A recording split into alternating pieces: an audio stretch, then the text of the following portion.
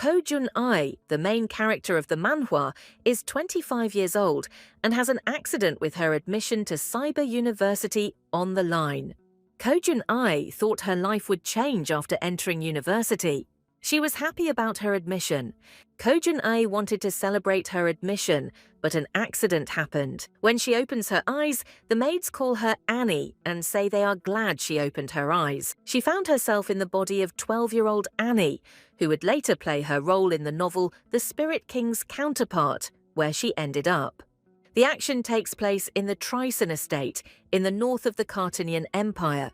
With her talents, she could have become a rickshaw puller, but since there are no rickshaws in this era, a different fate awaited her. She was reincarnated in the body of Annie, a maid at the Trison estate. Annie also got her dream job, 3 meals a day, and they even gave her a uniform. In addition, Annie now has incredible stamina. Annie is asked not to be so hardworking. Annie believes that she can handle any job. Besides, the owner of the estate is a gentleman and an aristocrat. Aeon Trison, God himself, sculpted his body, the cold character of the black-haired swordsman with scarlet eyes. The heroine thinks that the extras know the names of the main characters, and this is strange. She even remembers that he has such a pumped-up body, and this is her life. Annie is asked to help with work. Annie decides to focus on her work as a maid. She looks out the window and thinks that the weather is fine. She wants to prepare for old age, but she is distracted. Holly tells her that there is someone's carriage in the garden. The girls wonder what kind of woman has arrived at the estate. How many times had Aeon been made a fool of by proposals of fictitious marriage? The carriage pulled up to the estate. The carriage swings open suddenly. The heroines are waiting to see who will get out of the carriage. In front of them is a rich lady who asks to call Aeon. The servant warns him that it will be awkward if she makes a scene. In the servant's arms is Rupert's late child. The girl is a beauty. Just like her mother, she is not even a year old. The woman says she won't leave until Rupert accepts her. The maids are captivated by the woman's beauty. Annie orders Holly to follow her. But Aeon Trison appears before Holly. Aeon Trison appears before the reader in all its glory. Aeon has an eerie aura about him. Holly is scared. She is scared for Annie and for herself. The maids stand and await Aeon's orders. He coldly tells the beautiful woman that this is her child.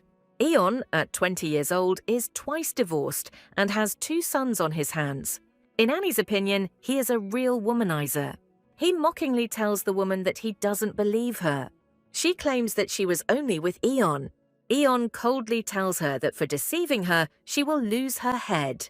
In this world, temples conduct child identification for a fee that is just like Annie's salary. Aeon says that a beautiful woman just needs money. She insists that he take responsibility for the child. Aeon tells her to choose the money and receives a gigantic sum. He coldly shocks everyone that the child will die. Aeon coldly tells her to take the child and leave. She directly tells him to give her money because she doesn't need a child. He says that he will fulfill her wish. Annie is horrified by the actions of this couple. She is in shock. Is it possible that this little girl will be killed? The maids close their eyes. The child joyfully stretches out his little hands and says his first word, Daddy. Aeon is surprised by her reaction. He says that the child does not yet know his destiny. He says he's seen enough blood. The maids breathe a sigh of relief. But the child was not killed, and this is the second heroine of the novel. Her name is Edel, and many have nicknamed her the Spring Sun of the North. Annie doesn't want to be involved in the child-rearing romance. 7 years have passed since then. In the end, Annie dug her own grave. Annie apologizes and says that she has committed a grave sin. Aeon says that sin is worse than death. At the Trison estate, the girl was brought to tears. In the past, Annie won a speaking competition, but her 7-year-old nephew said she wouldn't find a job in Seoul. She didn't know that by the age of 7, children can speak clearly. But Edel is an exception to the rule. She happily says that she is glad to see her father. She says indistinctly that she was waiting for her daddy, and he asks why she was waiting for him. He offers to eat something tasty with Edel. Annie is happy with this atmosphere. Annie knows that Edel remembers her biological father, but her speech seems frozen in the air. Annie gets along well with Holly, but she doesn't like the way she speaks, because they both look like a child longing for his father's love. Holly's parents, the Carters, raised Annie from childhood. In her past life, Annie was scolded for being unattractive and for even existing. But seeing the Carter family, Annie realized that sometimes children are raised simply with love. And Adele's child chose the sweet child strategy to experience love. Eon is not very happy to communicate with Edel. Edel says hello to Annie. She asks if Lady Annie has cleaned, and she speaks respectfully to her mistress. Edel asks the heroine how old she is and who she is. Edel offers to help clean up, but Annie refuses, knowing Eon will rip her head off. Edel decides to give something to Annie.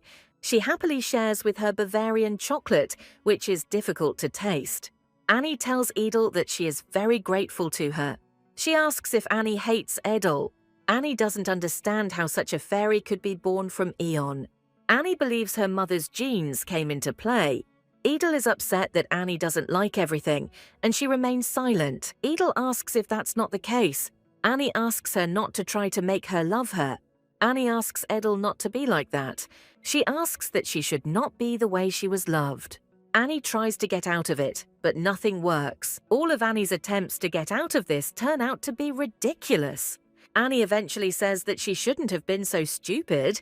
Edel says with tears that she no longer wants to try to be loved. She doesn't want to try anymore, and she cries in Annie's arms. The maids run up to Edel. They snatch the girl from Annie's arms.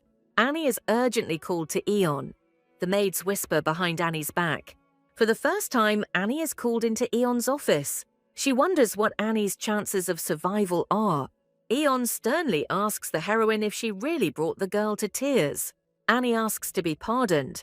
Eon mockingly asks her if he should have mercy. Annie realizes that she is a slave to the lamp. She wonders what the point is in holding on to her damn pride. But suddenly someone's scream is heard. Annie protects Edel from Aeon's wrath. Edel screams that Annie did nothing wrong. Edel says that Annie is the one who comforted Edel. Annie begins to cry from an excess of feelings. Eon doesn't know how to react to these two. Edel says that if Annie is feeling bad, then she is feeling bad too. Eon says he cannot forgive the maid who brought him to tears. Eon asks Edel why she was crying. Eon looks menacingly at Annie. Annie is asked what she did with the lady. Annie says she didn't do anything. She is sternly told that she will clean the toilets until the end. Annie believes her troubles are just beginning. A gentle voice tells Annie that she brought his sister to tears. The albino tells Annie that this is unforgivable. Albino believes that Eon showed compassion to Annie. The albino has refined facial features, which he inherited from his foreign mother. The eyes are a bloody shade, which is frightening. Before us is a 15-year-old boy who stepped out of an artist's painting. They say he will become a master of the sword, and his hair turned white when he practiced fencing. Van Pachman is no longer bald due to training. He says that he remembers the heroine. He calls Annie a careless servant. 3 years ago, Annie was returning home with clothes. She hears Edel discussing some Narcissus. Narcissus, the blonde man's name, has softer hair than Edel's. She decided to hurry so as not to hear the tenderness of her brother and sister. But Annie is approached unexpectedly. Next to Annie stands Edel's brother, Narcissus. He rudely asks how Annie can ignore her mistress and pretend that she doesn't recognize her. Edel says vaguely that she wants something.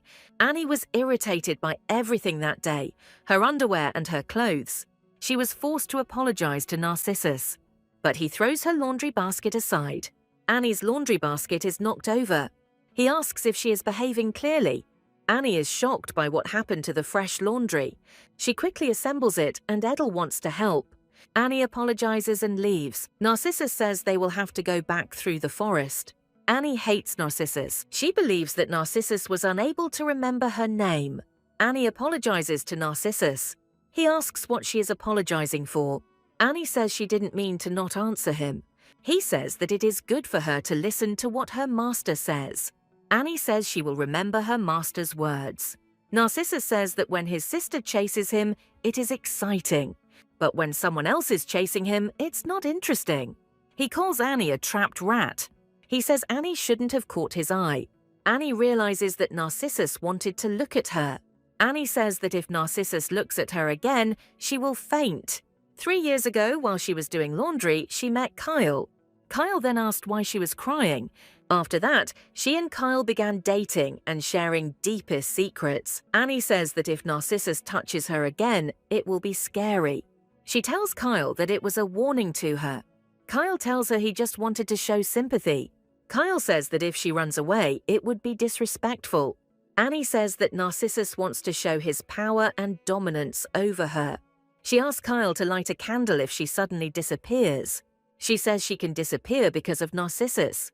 Kyle tells her that he wouldn't be standing there if that were the case. Annie tells Kyle that he is close enough to feel his breath. Annie asks Kyle how he is after Narcissus's breath. He says, embarrassed, that Annie has reread the novels. Annie says he's at it again. Kyle believes that if Narcissus wanted to, he would have fired her long ago. Annie thinks Kyle is messing with her. Annie believes that Kyle is the only one she can trust. Annie thinks it was a courageous move on Edel's part to stand up for her. Annie feels like she needs to stand up for Edel too. Kyle asks Annie if she's okay. Annie believes that she can get a job as anyone.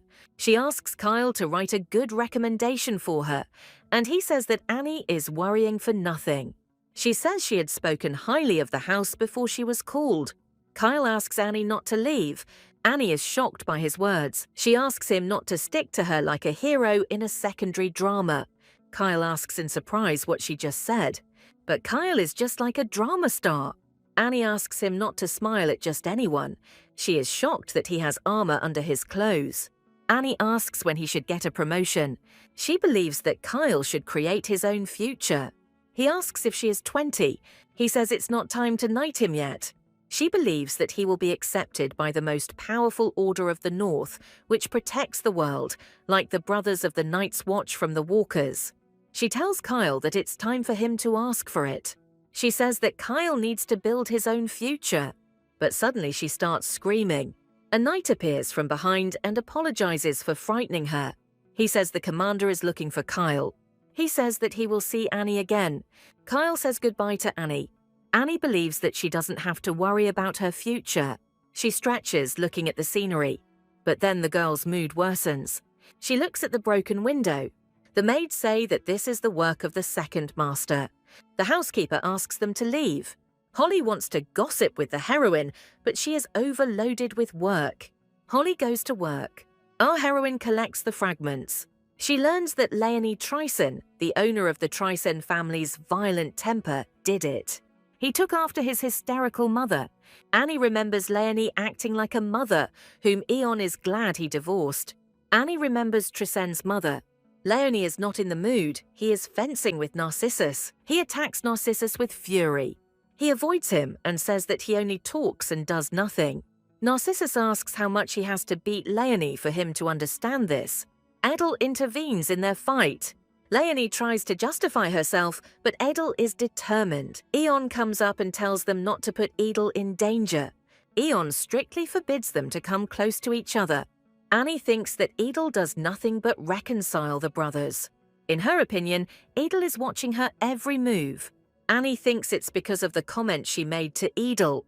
Annie is surprised that everyone pretends not to notice. Annie feels like the servants are looking at her more and more sideways. Annie thinks she wouldn't give a damn about that kind of attention. Annie believes that she will be poisoned in front of the lady and killed for her loyalty to her mistress. Annie considers asking Edel directly about her fate.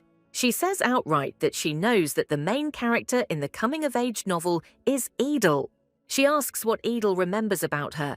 She doesn't understand what Annie is talking about. Holly approaches Annie and asks what Annie is talking about. Her days are grey and monotonous.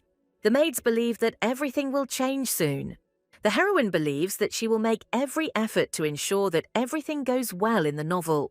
She made glass eyes on purpose. She is thinking about applying to a cyber university. The heroine believes that her new era has begun. She believes that if it weren't for Trisina, she would live like in a fairy tale. The girl decides to pretend to be Eon. She hears a sound like a cotton ball falling. This is the teddy bear that Edel dropped.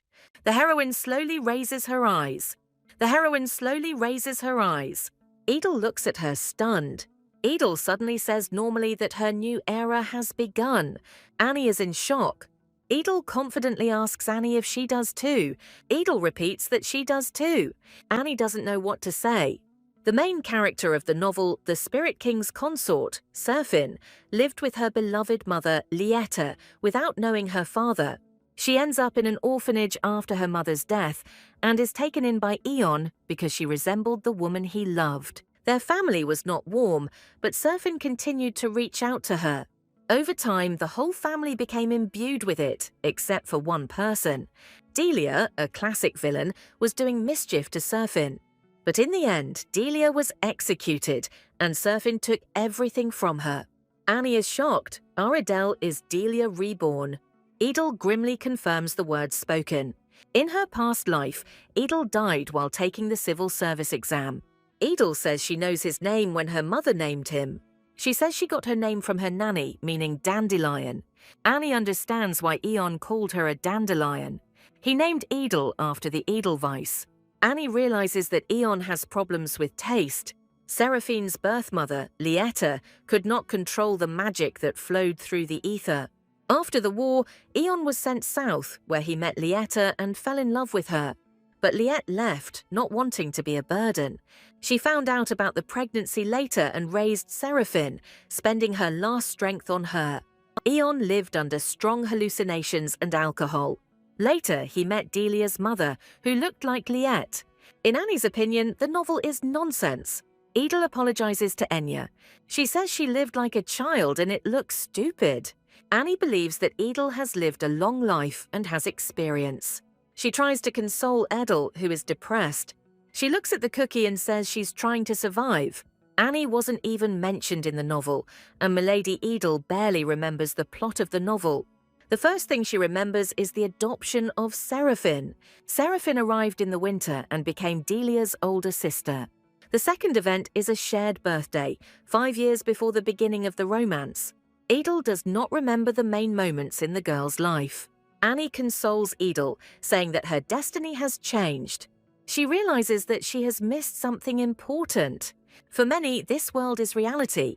She says that Edel is the main character, and main characters don't die. Edel is shocked that she is the main character. She surprises Annie by saying that the main character is Serafin.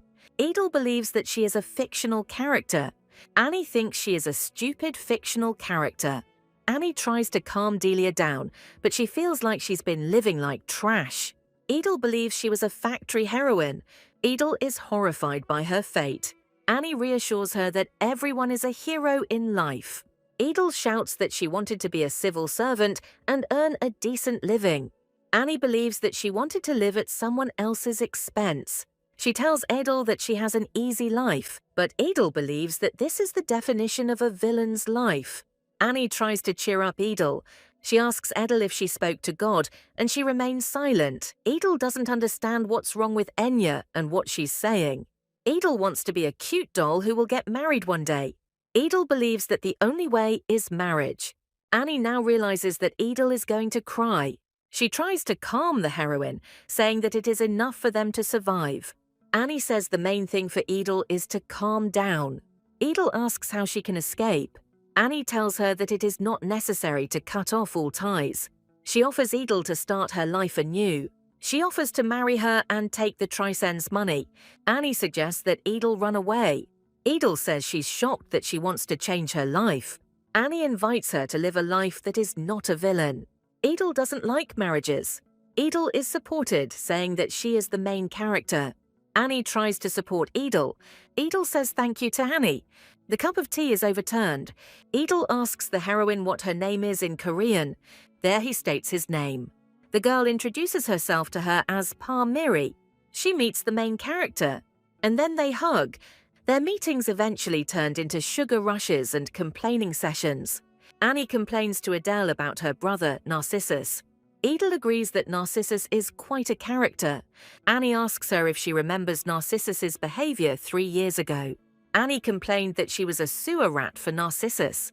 For Seraphina, Narcissus was always the ideal brother, ready to do anything for her. He destroyed those he lured into traps for Seraphine, and even sent his half-sister Delia to the guillotine.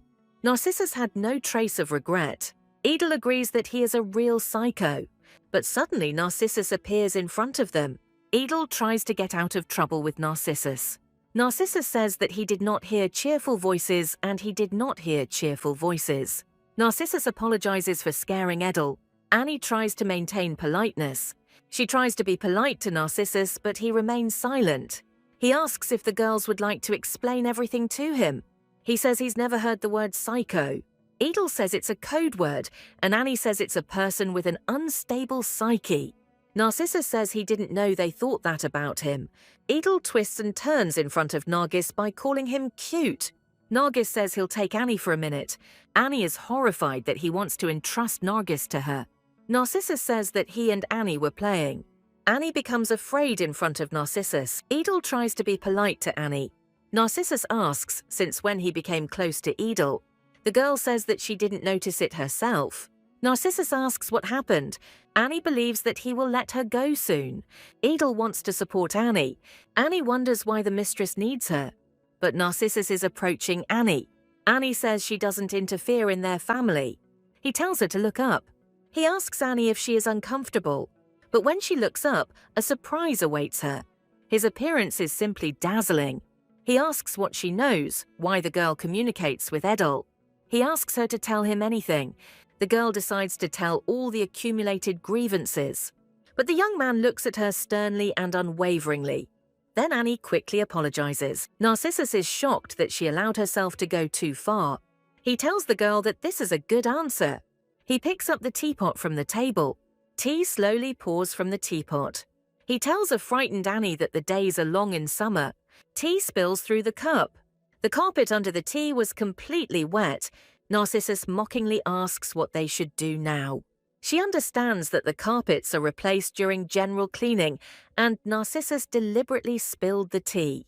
The girl does her best to hide the stain, but Narcissus looms over her. Annie is frightened by his aura. He stands on the carpet and doesn't want to get off. The girl barely managed to assemble the carpet. Narcissus watches her with a dark look. The action moves to the forest. The girl apologizes to Holly, but she doesn't care. Together they try to remove the stain. Holly thinks it would be cool if Narcissus spilled tea on her. The girl is shocked that she has to listen to this nonsense. Holly tells Annie that ghosts become active at this time. Holly calls Annie very brave for being able to resist Narcissus's gaze. Holly says she's quite soft and she hates herself like that. Annie cries out of pity for Holly. Annie asks Holly not to go anywhere. She asks Holly who her ideal man is, but he doesn't exist. Annie hears a voice asking about the ideal man.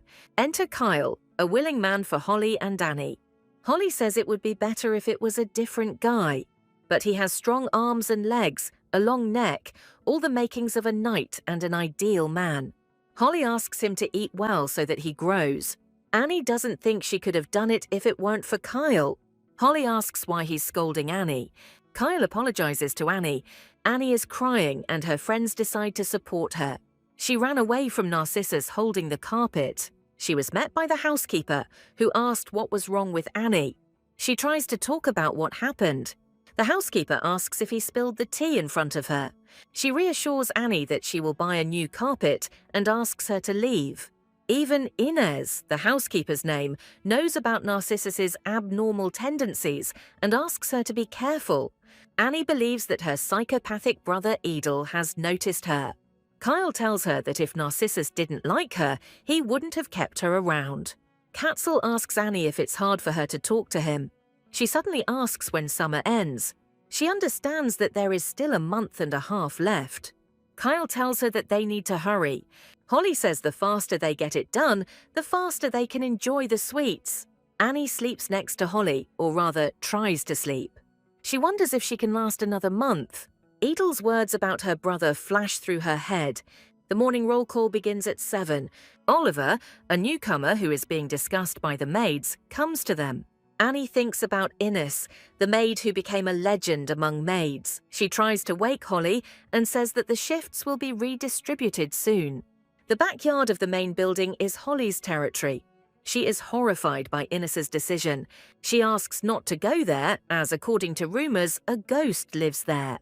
They say that a ghost lives there and curses everyone. According to Annie, there is even a theory that this is the ghost of the former Duchess. Ines asks if she saw a ghost. Holly asks that 2 more people be appointed. The second floor is Annie's territory, but Annie asks to switch places with Holly. Ines says there are no problems. Holly is happy with Annie and her help. Annie comforts Holly, who was scared.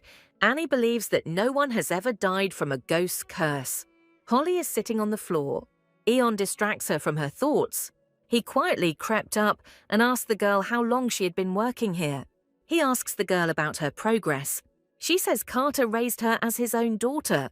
He asks if it's true that Edel has become close to her. Eon asks what her secret is. He tells Annie that he will keep an eye on her. He says that if his daughter cries in front of her again, he asks Annie to console her. The girl says she will remember this.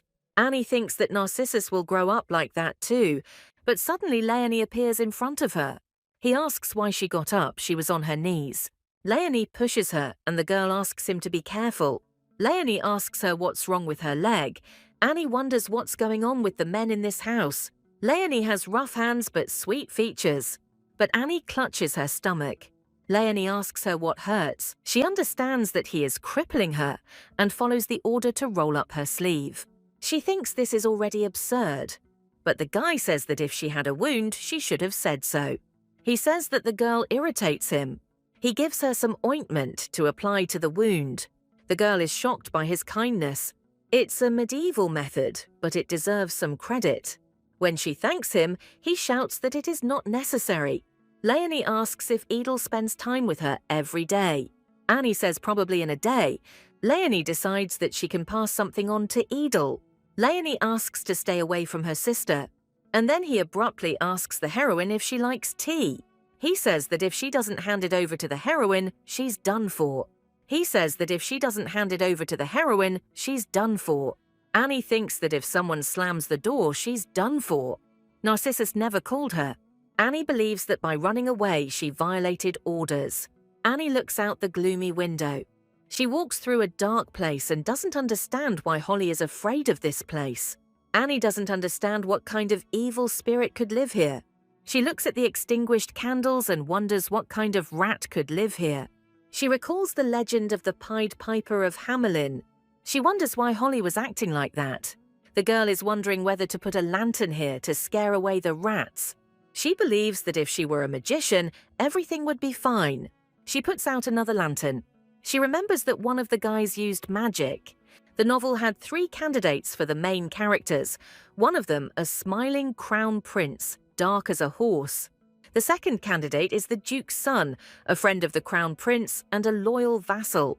The third candidate is the youngest of the magic department, Surfin, the future head of the tower. In Edel's opinion, he is a reckless love interest. He possesses the qualities of the circle mages and takes revenge on the tower. According to the book, all the candidates are supposed to fall in love with Edel. To be honest, she pretended to be planning an escape. The girl thinks that she needs to get out of this madhouse. She's finished, and it's time for her to go back. She suddenly hears strange sounds. Annie looks down the dark corridor. She hears strange sounds. Annie picks up the lantern and walks towards the sound. She hears the sound the ghost makes. The girl follows the sound of the flute. The girl believes that the sound they make is the sound of a ghost. She comes into the restricted area. She thinks something serious is going on. She thinks she will ignore the sound, but the sound gets louder and louder. She asks if there is anyone here. This closet is the perfect place to hide. She thinks she will open the door here. The girl is afraid that she will see a ghost here. Narcissus appears in the closet. Annie is surprised what he is doing here. Narcissus begins to grab his neck. Annie asks him if he is okay, but Narcissus drives her away. Annie says she will call the servant, but he grabs her hand and asks her not to call anyone. Narcissus tells her that if she calls anyone, she will be in trouble. Narcissus tells her that he will kill her. He tells her that the truth will kill her. Annie says she can't pretend she didn't notice him. Annie is surprised that she is bothering him. She notices that Narcissus is completely frozen. She says that Narcissus has caught a cold. She says that if he sweats, he will definitely collapse. She applies a wet cloth to his forehead. She wipes his forehead and he asks her not to move. He says it will go away on its own. He says rudely that he feels better. Annie tells him that she knows that if he is left like this, he will get worse. She warms his hands. She wants to take him to another room, but he doesn't want to, and this makes the girl angry. She says she can't stand to see his condition. She takes his hand. The girl asks him to relax. Annie doesn't understand what they are doing. She says she will stay with him until he falls asleep. Annie realizes that many people are shaking with fear. Narcissus looks at her carefully. Annie asks why he is looking at her. She thinks that everything that is happening is a dream. She doesn't understand why she's leading him by the hand.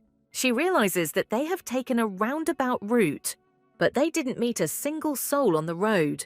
The girl is in this house for the first time. She understands that no one is allowed into this room.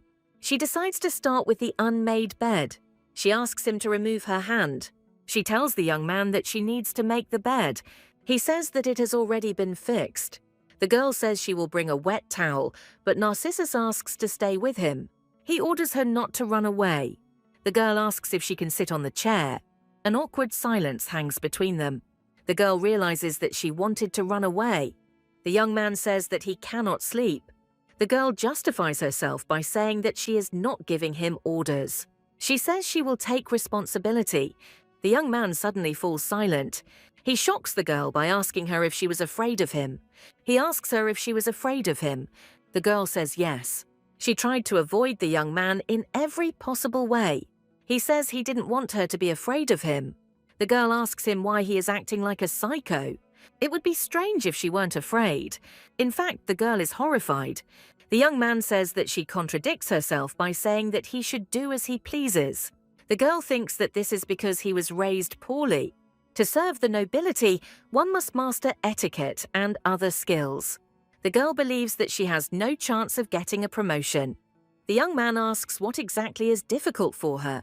He asks her if it is because he is the eldest in the family. The girl clears her throat. She says that everyone has a difficult fate. She asks him to live as he wants. She corrects herself, saying that she wanted him to live as his heart tells him. Narcissus asks if she said the same to Edel. He calls her a servant who crossed the line. She understands that he will not understand what she is like. The girl realizes that she is not like him. Edel and Delia are different ladies.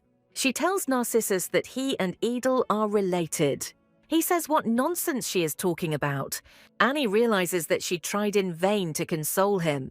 Her gaze suddenly freezes. She remembers how Eon looked tenderly at Edel. Narcissus tells her that she keeps mumbling and he can't sleep. He wraps himself more and more tightly in her cloak. The girl says that she will not leave. Narcissus looks at her and turns to the wall. Annie is silent, looking at him. The girl thinks that ghosts live in his room. She decides to leave Narcissus. Narcissus falls asleep. We dive into the memories of a young man. Narcissus does not remember his mother and calls his stepmother his mother. She tells him that he should call her Ritza and treat her with more respect. His mother is the Duke's wife. She asks if he agrees with her. As the only heir, he always fought. His father and his half-brother seemed happier when he was not around. Narcissus heard himself compared to the Duke. He realizes that he is not the only one who has inherited the Duke's eyes and hair. Some say that his half-brother, Leonie, is a backup for the Duke if something happens to him. Many nobles object that Narcissus's stepmother is the true mistress of the house. Narcissus understands that his father married for insurance. He prays not to inherit the duchy. In the evening, his mother is waiting for someone. She calls Narcissus her favorite son. She strokes his cheek and tells him that he is beautiful. On the night when the Duke was away, the Duchess always came. She always repeated that she believed that the Duke's cursed face would disappear from her life. She raises her hand at Narcissus and screams at him to get out of her life. She, as if possessed, repeats that no one needs him. Narcissus cries at the truth of her words. The servant informs her that the Duke will not return today. As soon as it was reported that the Duke would be delayed, Narcissus fled as soon as he could. For him, running was the only way out. He ran faster and faster, and he locked himself in the closet to cry. In the closet, young Narcissus learned to hold back his tears. The time came when the Duke broke off his engagement with Narcissus's mother, and it took him time to suppress her faction. Ritsa screams for him to listen to her. Narcissus didn't speak to anyone after that incident. Narcissus believes that his father wasn't even interested in him. The former Duchess still couldn't believe she had been abandoned. Narcissus hears that he is being accused of abandoning his mother. Narcissus is approached by his father. He asks if he will go to Ritsa. These were the Duke's last words before leaving for the Southern Front. The following year, he went to Ritsa, where he met his mother, who did not remain in his memory. We are shown Narcissus's mother, who is a rare beauty. Narcissus believes that his face is an exact copy of his mother. She says that Narcissus is the spitting image of his father. She says that Narcissus is the spitting image of his father and does not want to see him anymore. After 5 years, Moonlight Castle has changed. The Duke had a child who inherited everything. There was also a second child who believed he had been expelled. There was also a maid who avoided him. Blending into the background is good, but should she really avoid it? Narcissus believes that Annie is avoiding him. She changed direction as soon as he appeared, and when he can't hide, he doesn't raise his head. Narcissus thinks Annie is being disrespectful. The narcissist believes she saw something she shouldn't see. The action moves to the moment when the laundry was overturned. The action moves to the moment when the laundry was overturned. Narcissus asks if she can see clearly, but Annie didn't even flinch. Narcissus believes she knew what would happen. His mother's words echo in his head. Narcissus wanted the maid to be afraid of him, but this did not happen. Besides, childhood nightmares returned. Narcissus thinks that if he asks to change rooms, the Duke will think he is unwanted. He thinks he needs to go to the academy. Having escaped, he thought that he had forgotten about the maid. But for Narcissus, she had not changed at all. Annie watches him closely.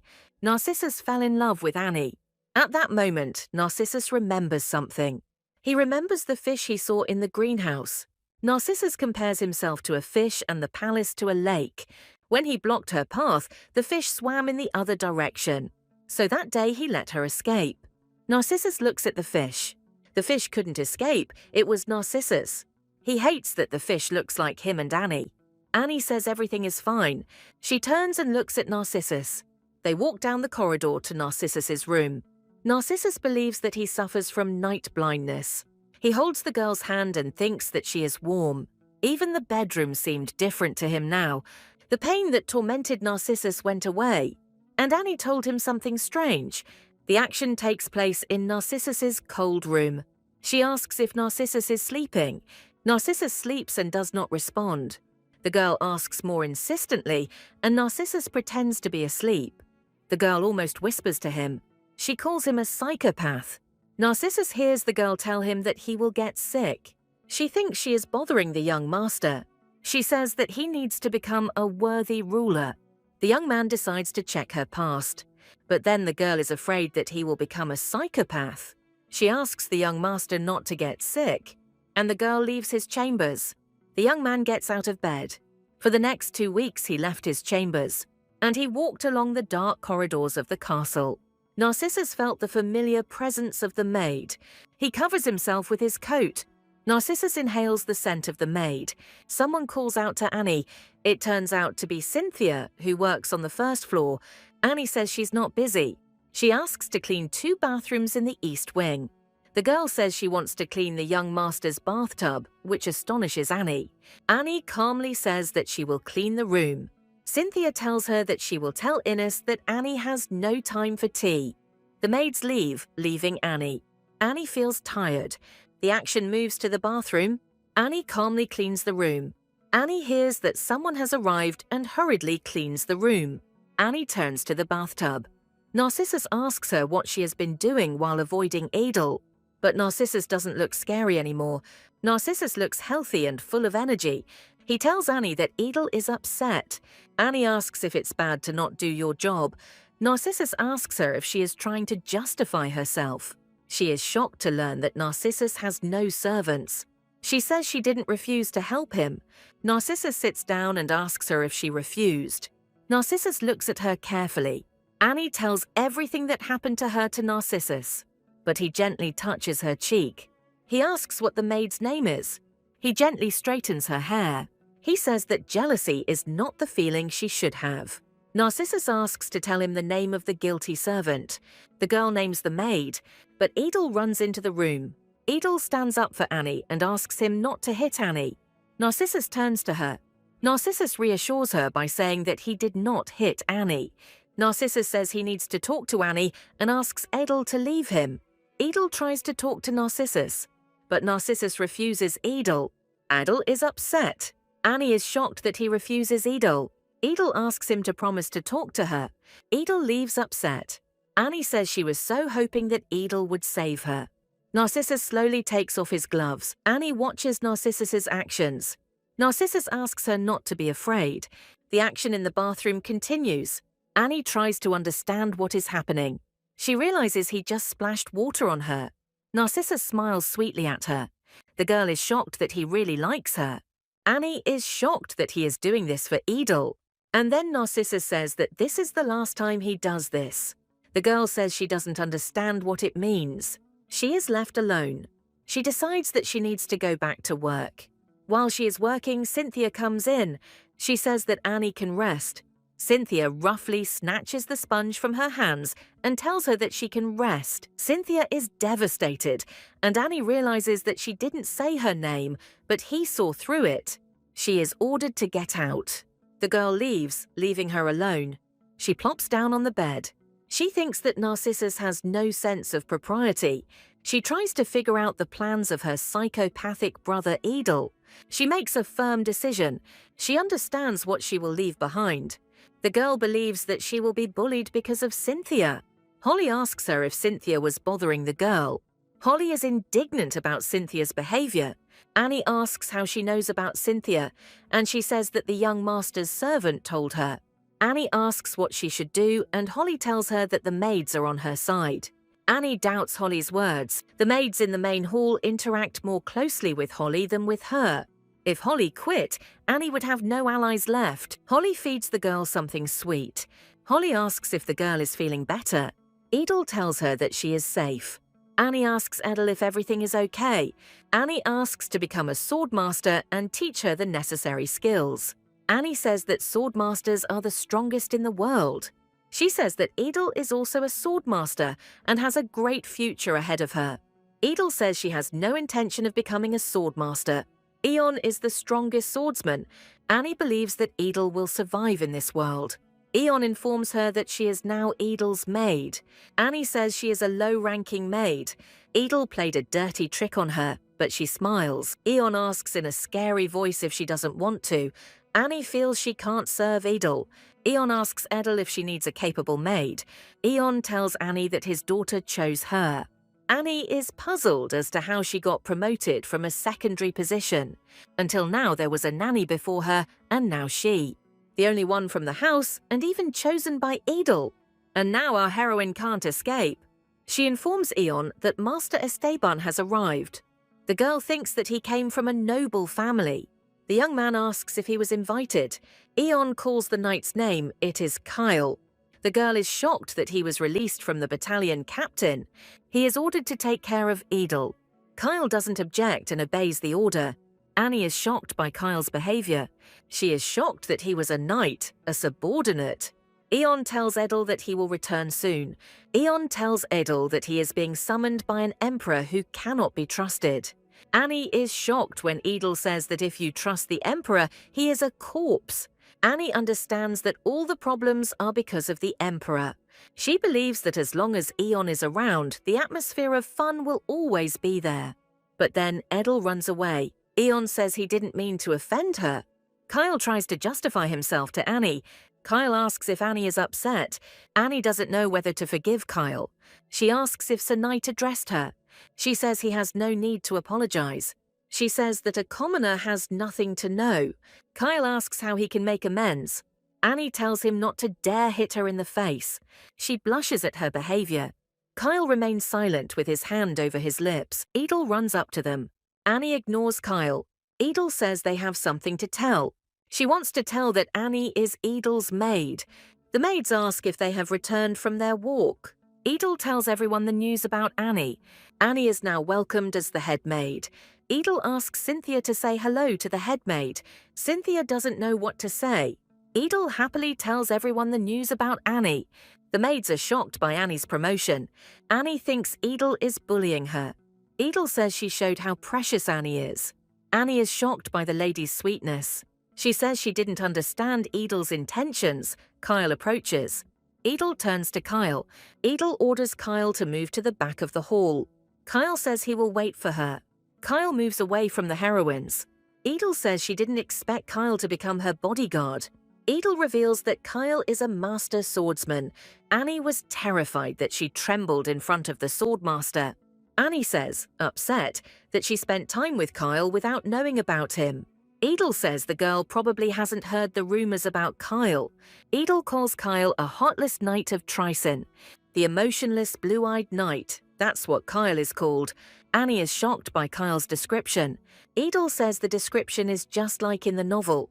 The girl thinks that he wanted to tell her this news for a long time. Annie is shocked and remembers all the events. The girl asks if Kyle is the main character, but Delia says no, that he was loyal to Seraphine. Edel assures her that he will not die. Annie tries to figure out what will happen to the people she knows.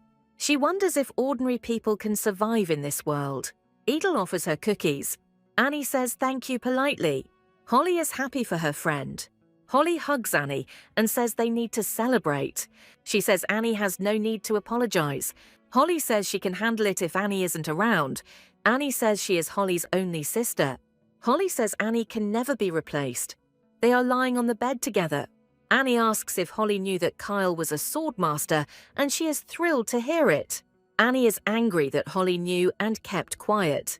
Holly tries to justify herself, and Annie is indignant. Holly encourages Annie to go to sleep. Annie decides to go to sleep. She believes that tomorrow will never come. Innes reports that Annie has become Edel's maid. Annie should move closer to Edel. The maids begin to whisper. Annie listens to the maids and Holly's indignation. Inez shuts up the chatty maids. One of the maids asks how Annie managed to become Edel's maid if she was a low-ranking maid. She asks if Innes sees anything unusual about this. Innes says it would be great if they congratulated their colleague instead of discussing her. Annie is asked to leave. Nanny Edel greets Annie. She introduces herself as Cecile and asks Annie who she is. The nanny says she was expecting someone who looks like Annie. Annie learns that the nanny is leaving soon. Edel tries to keep Cecile, but she wants to quit. Cecile says they are not parting forever. Edel thinks that the nanny has Luca and she won't visit her. Edel and Cecile are ready to say goodbye forever. Annie asks if she would be better off raising her own son instead of Edel's. Cecile asks to put away the dirty laundry and leaves. She tells Annie that her first priority is. The primary task is study. Annie is shocked by the mountain of books. She sits and studies. Cecile says she will serve Edel and then come to check on Annie.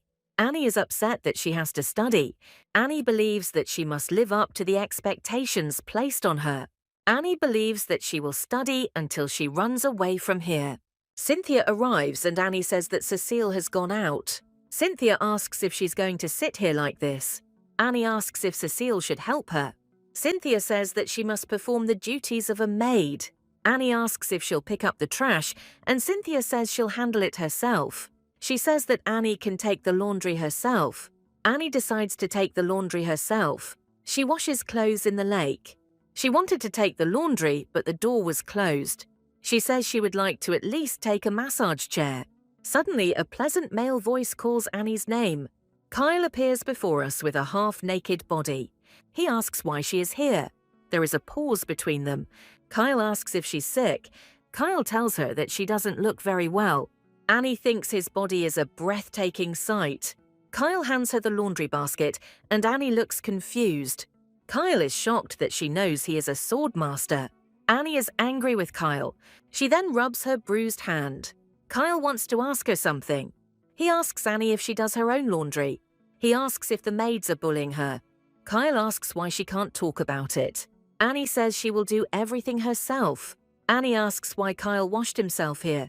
Kyle remembers what happened to Edel recently. Edel thanks Kyle. Edel runs up to Eon and he says that she doesn't need protection. Eon sternly asks if Kyle agrees with him. Kyle says that Eon is his benefactor. Annie asks if Eon has taken him in. Annie asks Kyle if he has become Tristan's merciless dog.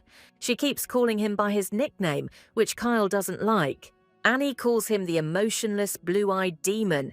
He asks her to be quiet. Narcissus appears in the background. Annie thinks it's fun to tease Kyle. Narcissus asks why they left his sister unattended.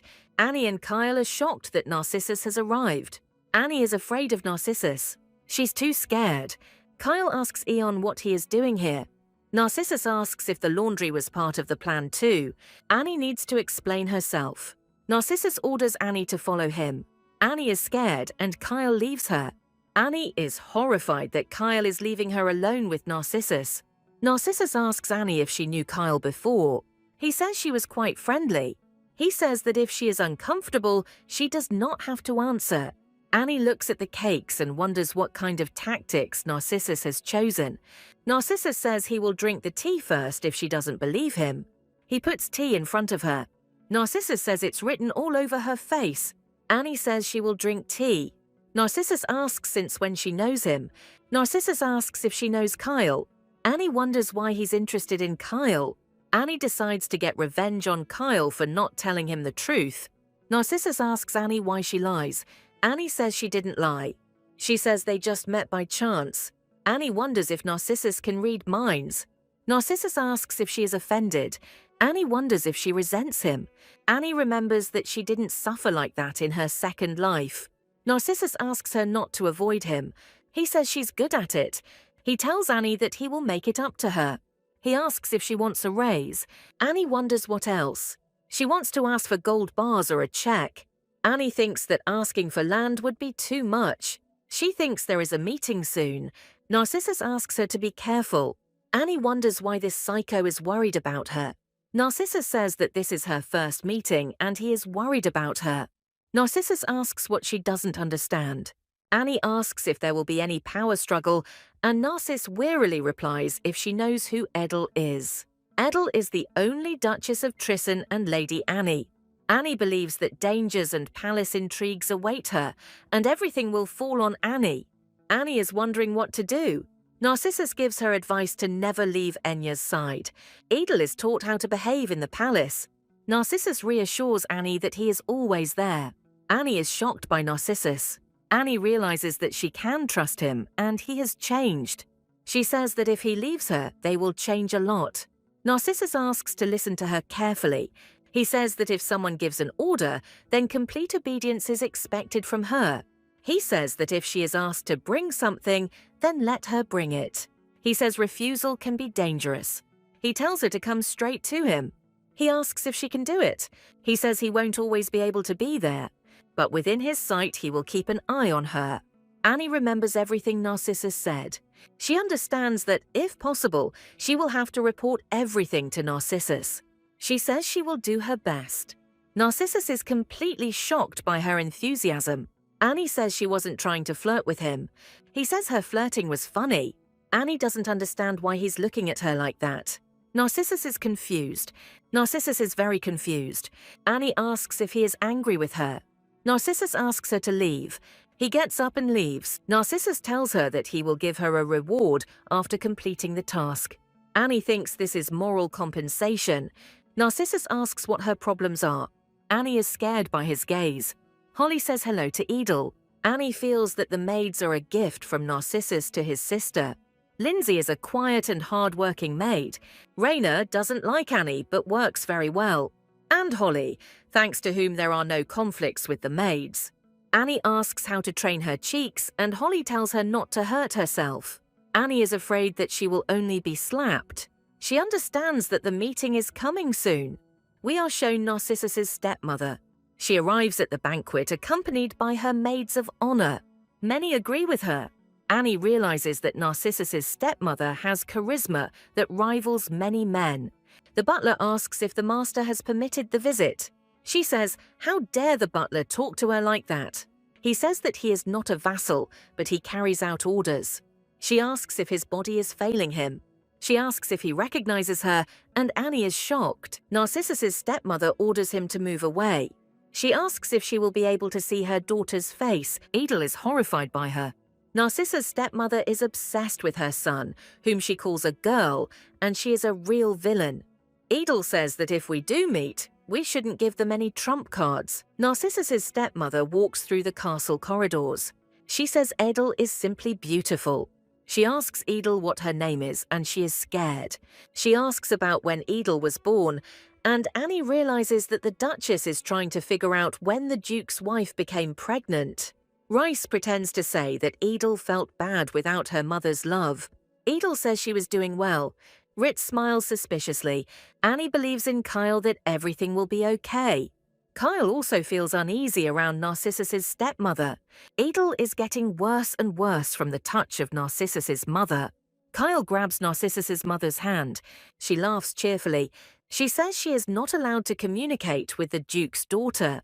Ritz calls Kyle a cruel person. Annie begins to admire Ritz. She turns her gaze to Annie. Leonie runs up to her. Leonie asks why she came. Leonie says that if her father finds out, Rice says that he should know. She notices Narcissus. Psychopathic mother mode activated. Narcissus holds her gaze. Leonie says that her mother was ordered to be taken to the living room. She passes by Annie. She was just beginning her turn. Edel says she was afraid of Narcissus's stepmother. Cicely reassures her that everything is fine. Annie says they'll still be hated.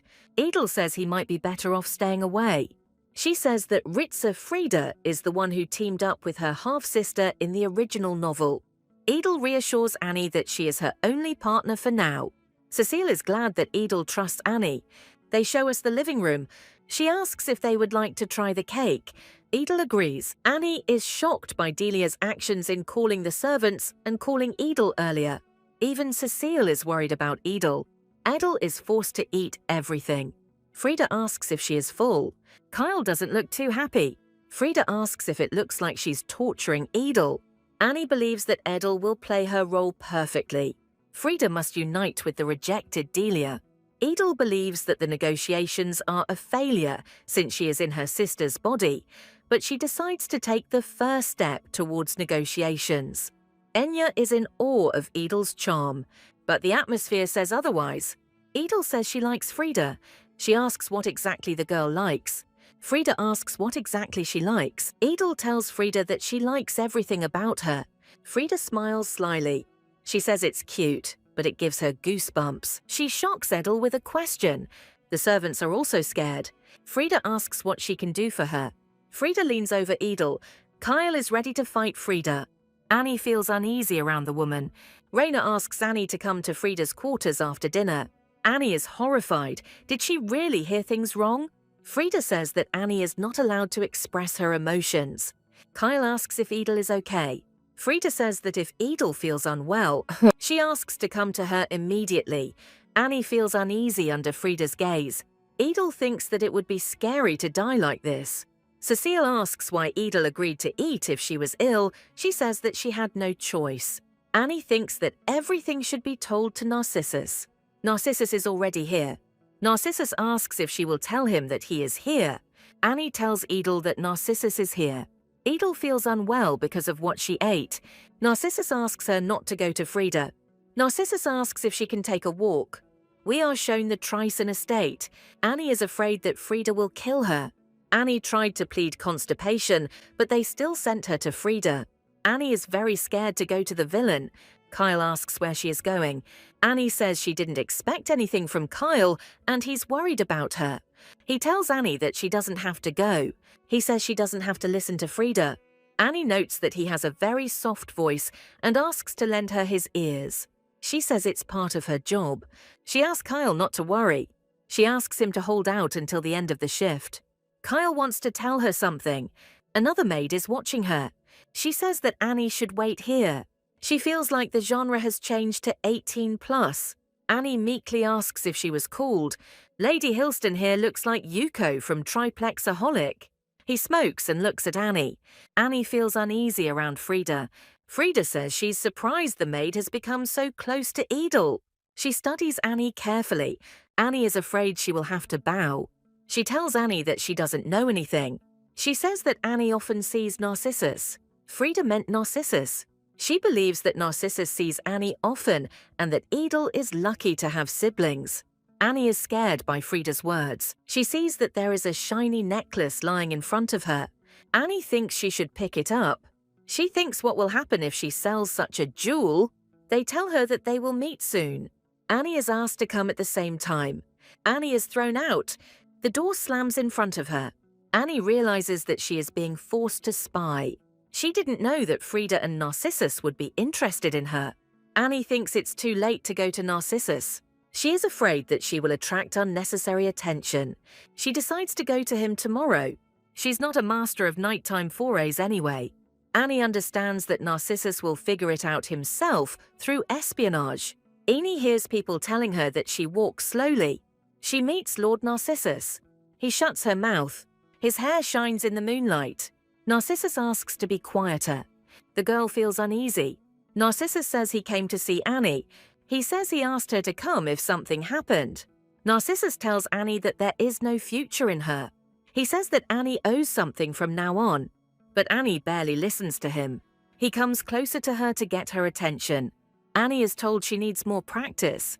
Narcissus says what he repeats for the umpteenth time. He says that Annie can't lie. We have a scene like in a romantic novel where the hero pins the heroine against the wall. He says that if there is any danger, you need to tell him. Annie suddenly smiles. She begins to make excuses. She blurts out that she's glad Narcissus is worried about her. Narcissus is very shy. Annie tells him everything. Narcissus is surprised that his stepmother was kind. He says that he will soon figure everything out himself. He tells her to do everything as his stepmother says. Annie is terrified that she has to be a spy. In other words, she will have to meet Frida again.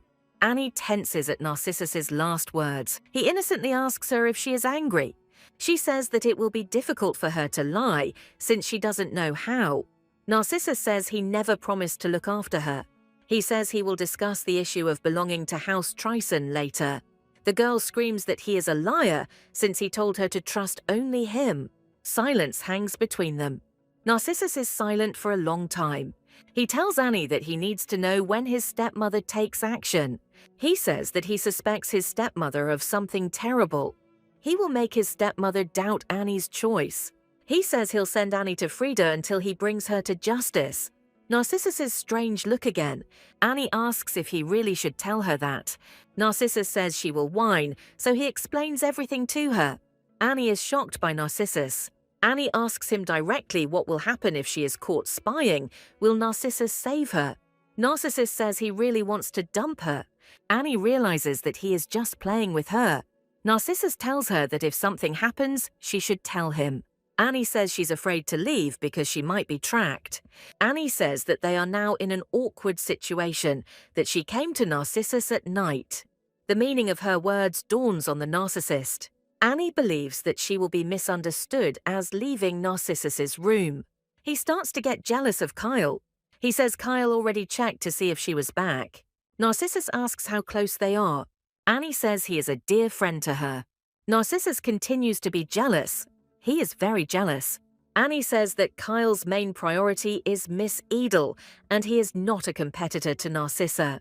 Narcissus asks her to record all of his stepmother's conversations. Annie imagines Narcissus as James Bond and herself as the spy. Narcissus asks her to give him everything, even things. Annie really wanted to take it all for herself. Narcissus says that just because a piece of jewelry is made of stones doesn't make it cool. Annie is upset about the bracelet. Narcissus reminds her of her reward if she serves him. Annie wonders how rich Narcissus's thing must be. Narcissus asks the girl to learn to hide her emotions. The girl thinks about what kind of main character she should be. Narcissus turns and looks at her. Narcissus asks if she offers to greet the knights. The girl feels uneasy around Narcissus. The girl asks him to be careful. Narcissus looks at her strangely. She is shocked that he disappeared so quickly. In the following days, he reports everything to Fred. Frida listened to her incoherent reports without emotion. She threw a bribe to the girl, and all the items went to Narcissus. The girl believes that her faith in romance has died. A sudden meeting interrupts Fred. No one is happy to see Fred in the house. She offers Annie and Edel some tea. Edel says the tea is delicious. Everything unfolds as usual, only the scenery has changed. Leonie runs up to Edel. Frida asks if he's okay. Edel suddenly becomes ill. All the heroes are worried about Edel. Edie asks Frida for permission to go to the restroom, and she authoritatively allows her. Kyle says he'll take her there. Annie wonders what illness Edel has.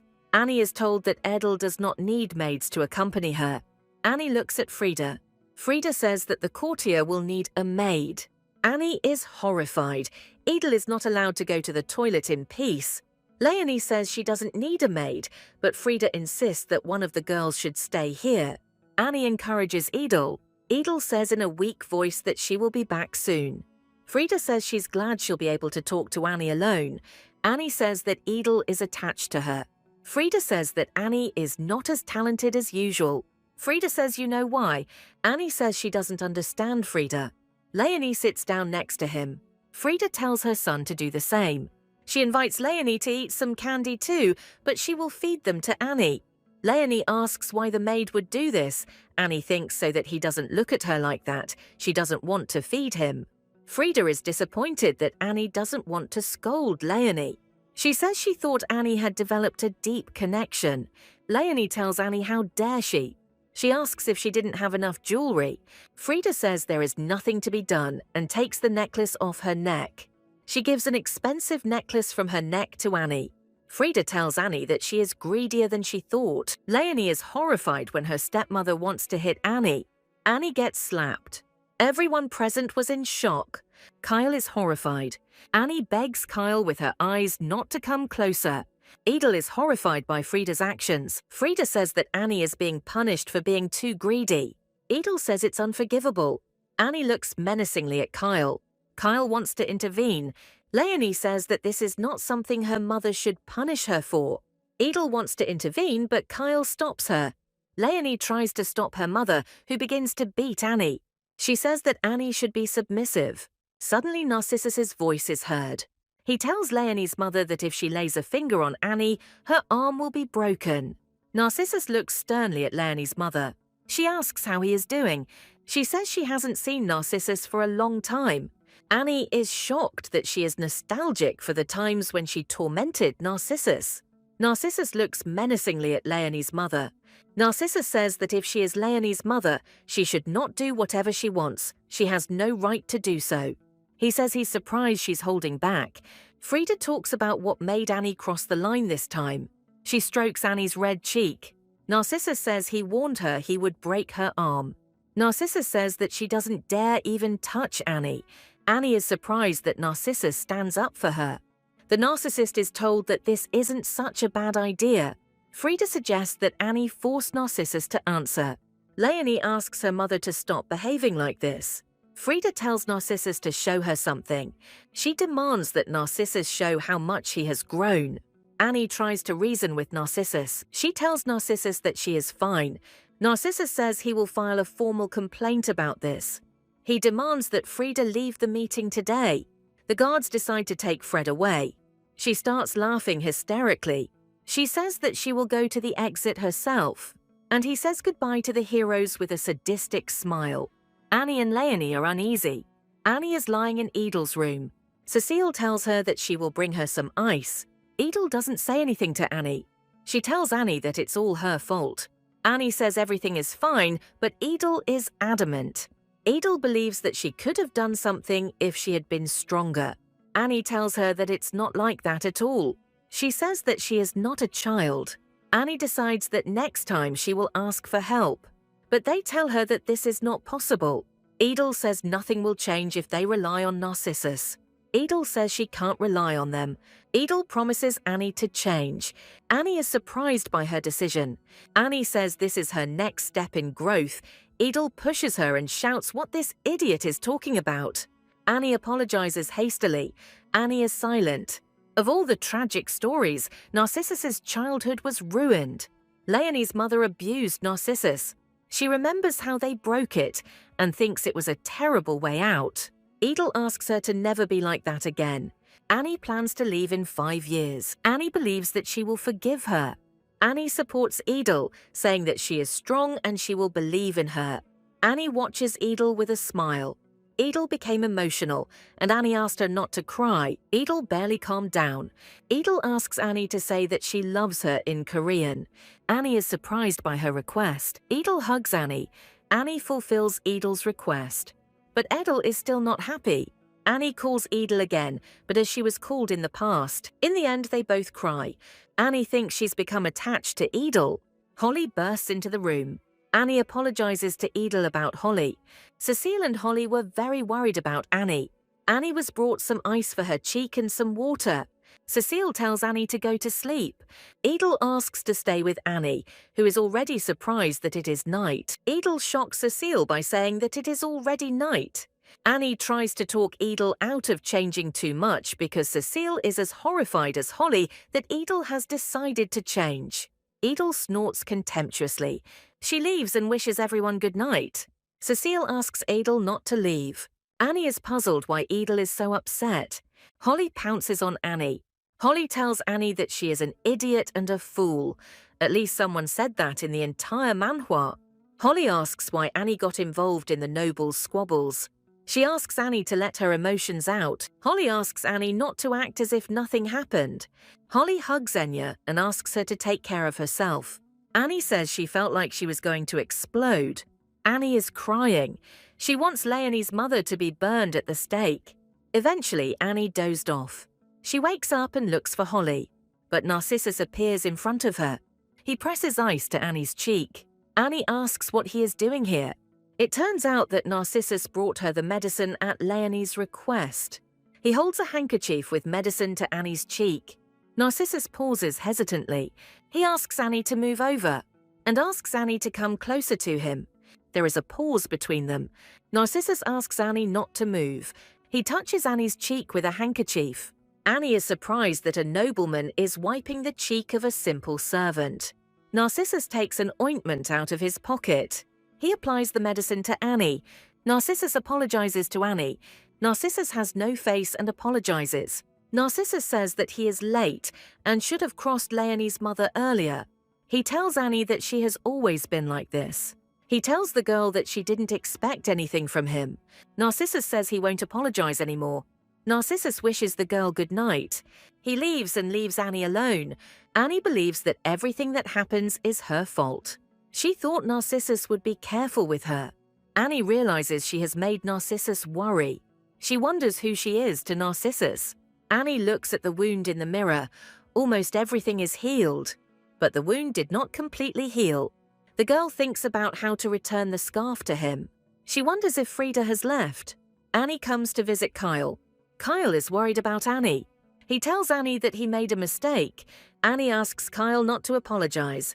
But Kyle apologizes too. She says the problem is Kyle himself. Kyle tells Annie that he always follows her. But when it comes to Annie's safety, his head is spinning. Kyle tells Annie that he can't watch her get hurt. Kyle says that from now on, he will not listen to her. He asks if Annie will understand him. Annie tells him that he should not obey her orders without question. She asks to obey Edel in everything and not pay attention to her, Annie. Kyle is surprised by her reaction. Cecile says they get along well. She says she can't believe Edel is in such shape. Cecile says Annie has always been mature beyond her years. Cecile calls Annie a big child. Cecile claims that Ines was terribly worried about Annie. Cecile informs Annie that Ines has decided to leave everything to Annie if she leaves. Cecile says she feels awkward calling herself a teacher in front of Annie. Following Frida's expulsion, a public meeting made allegations of corruption among the Hillstone Marcuses. Annie made a significant contribution to this. Annie asked the Duke, the head of the Hillstone family, if he had gotten his money back. The lady made a deal with Narcissus and collected all the evidence of the Hillstone's guilt. Edel asks not to talk to her like a child. Annie asks Edel why she hid everything from her, and she asks her not to treat her like a child. Edel asks Annie to give a report.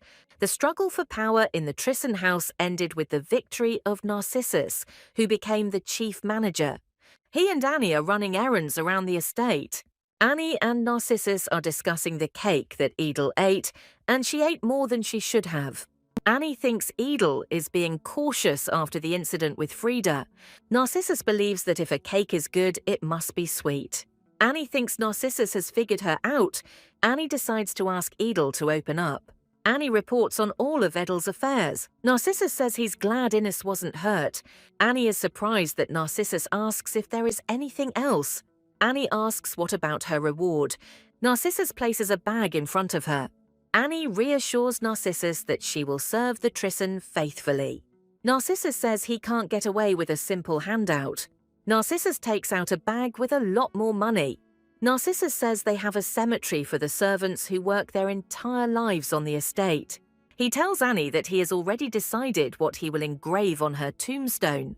Narcissus remembers something. He demands that Annie report to him everything that happens in the estate. He says he's counting on Annie. The reports continued even when Eon returned. 5 years had passed and Adele had celebrated her 12th birthday. The maids are delighted with Edel. They say Edel looks great. The maids call Edel a real angel and are even ready to kiss her feet. Edel asks if they are tired of flattering her after so many years. The maids say no. Edel asks if they like her new dresses. She asks why they didn't even look at them, since they were gifts for the maids. One of the maids insists that Edel be dressed quickly. Edel wishes you a peaceful holiday. The maids say goodbye to each other. Annie feels like she has one last thing to finish. A boy greets her. Oliver says he will go first and asks her to hold on. Annie is shocked when asked if she liked the dress. Narcissus asks why she didn't wear a dress. He asks if she tried on the dress. Annie asks if she was supposed to try it on. Annie thinks he will scold her for being ungrateful. A German red-haired man tells her that she is disappointed. Annie denies that the dress didn't fit her. Brian is Narcissus's assistant and causes Annie discomfort. Brian meets Annie. He is a mage from the orphanage sponsored by the Tristan. Annie didn't expect him to be friends with Narcissus. Brian says he heard about a maid who is friends with Adele. Edel says she loves Annie. Annie believes that if Brian is Narcissus's friend, then he plays a big role. Edel says that Brian is younger than her. Annie is shocked. She didn't expect that Edel would have love at first sight. Edel says Brian isn't in the original story. Annie realizes that the plot of the novel is broken. Edel asks if Oliver doesn't look happier. Annie says it's a different story with a commoner like her. Edel says Brian has been serving their home for 10 years. Brian seems too suspicious. Annie is horrified by Edel's ideas. Annie believes that Brian is also a reincarnator or a time traveler. She says she agreed with Edel about humanitarian aid. Brian thinks Adele is a sweet girl for asking for humanitarian aid as a birthday present. Edel believes that she should save enough money and take up philanthropy. She wants to throw a banquet on her birthday that celebrates some holiday, like Thanksgiving. Narcissus wants to go to Irondale, the capital of the North. Annie realizes that Narcissus will not return to the academy. Visiting the academy is important for Tristan. The imperial family has limited them in politics. The Tristan are a military power. The current emperor is different. He summons Eon to his place under various pretexts and gets on his nerves. Narcissus says she doesn't look worried. Annie says that when no one is around, she gets lonely, but she will soon get used to it. Narcissus appears next to Annie. Annie says that if Lady Adele leaves, she cannot stay. Narcissus wants to tell her something. He asks the girl not to bow her head before him. Annie remembers him asking him not to be afraid. Narcissus is genuinely concerned about Annie. Annie goes to her room. Narcissus doesn't yet know that Annie wants to leave the house.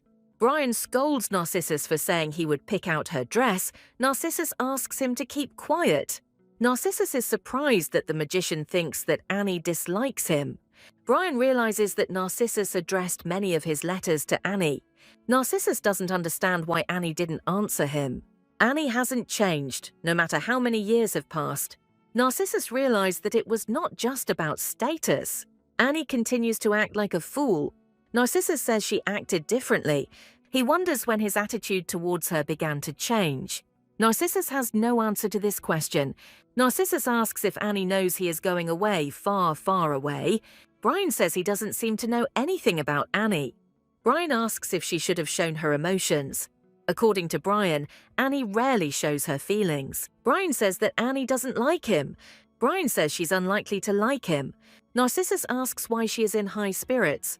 Brian asks if Annie opened her heart to Narcissa. Narcissus warns that he will fire Brian, but he talks nonsense. Narcissus wonders if she has opened her heart to him. Narcissus imagines Annie. Narcissus imagines Annie. The 17th of January is approaching. Edel's 12th birthday has arrived. Narcissus turns to Edel. He thinks Edel is beautiful. Edel believes that Narcissus has acquired the ability of telekinesis. Narcissus asks if he can accompany Edel. Edel asks him to stop arguing with Annie. Kyle says Edel is too cute. Leonie says he shouldn't focus on Nazareth. Narcissus congratulates Leonie. Narcissus says that thanks to Edel he can attend the ball. Edel sees their argument and wants to go with Annie. Both brothers apologize to Edel. Edel says they have to go. She says that everyone is tired of waiting for them. Annie thinks she will get to Annie's wedding. After Cecile left, Annie could turn to Raina. She reluctantly began to teach Annie everything that Cecile knew. Annie thanks her. When Annie wants to leave, Raina stops her. Raina asks Annie to be careful. After this, Raina leaves. Annie thinks about Raina's words. The banquet begins. Cecile doesn't believe that Edel is already 12. Edel asks not to remember the times when she was little.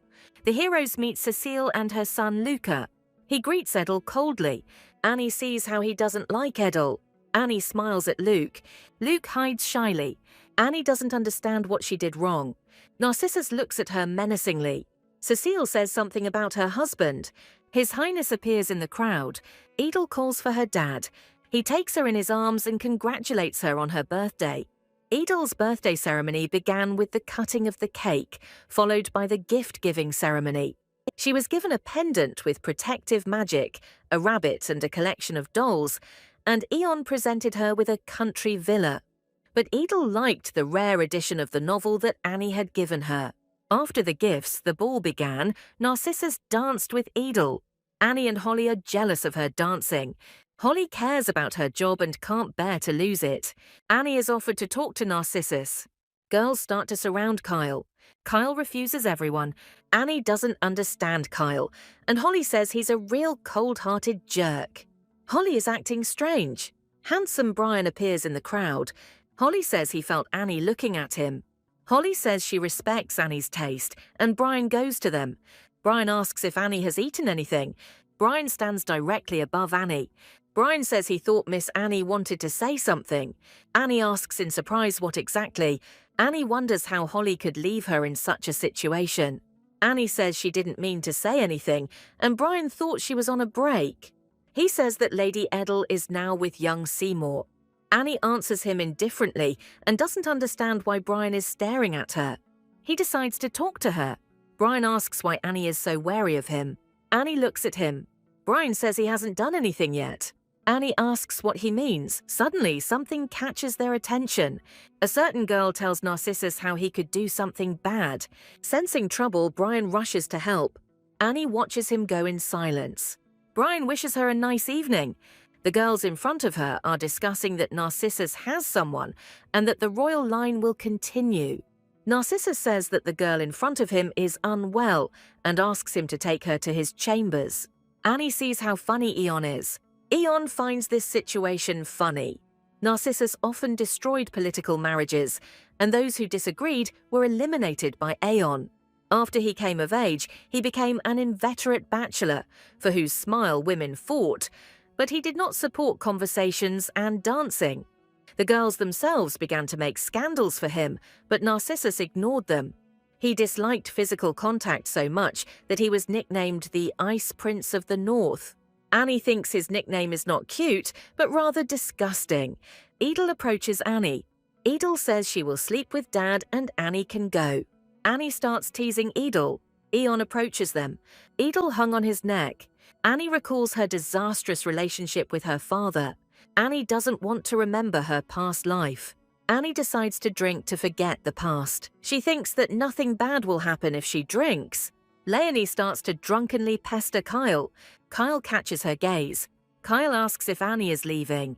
Kyle says he'll be late. Annie asks him not to overdo it. Kyle wants to say something to Annie.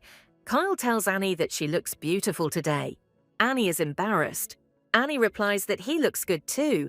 Annie doesn't know how to respond to Kyle's compliments. Annie wonders why she should bother trying to look good for a maid.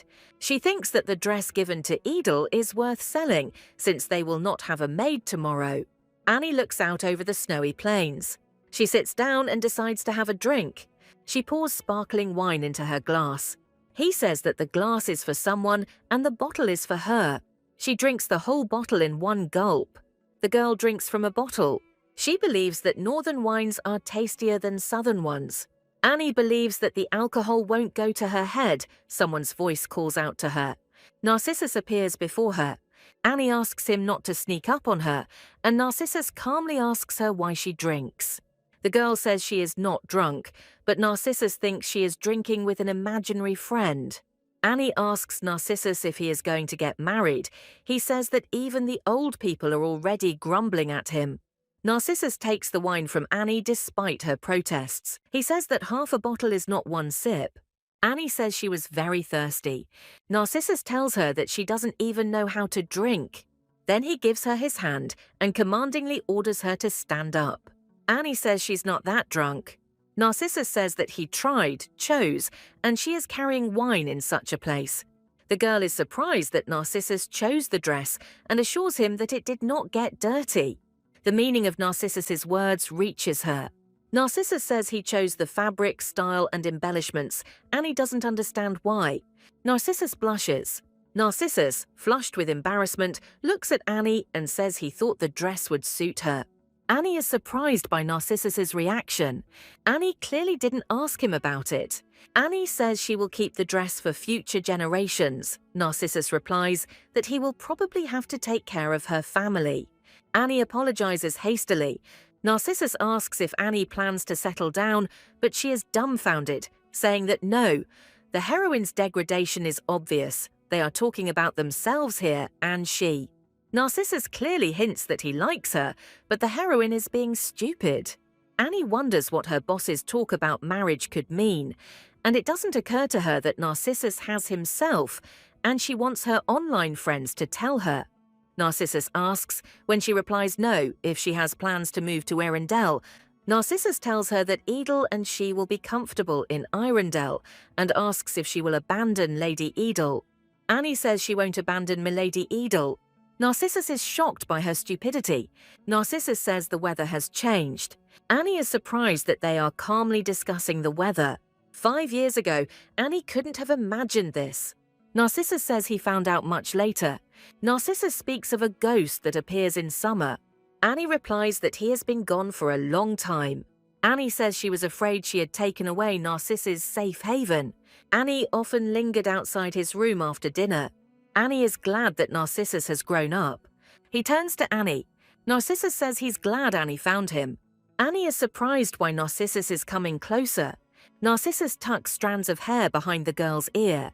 Narcissus wants to tell her something. Annie blurts out that she has a headache. The narcissist wants to do something to help her. Annie quickly says goodbye to Narcissus. Narcissus remains perplexed. Annie ran away and closed the door behind her. Annie is wondering what to do. She is horrified that he wanted to kiss her. Annie wonders why he smiled so charmingly.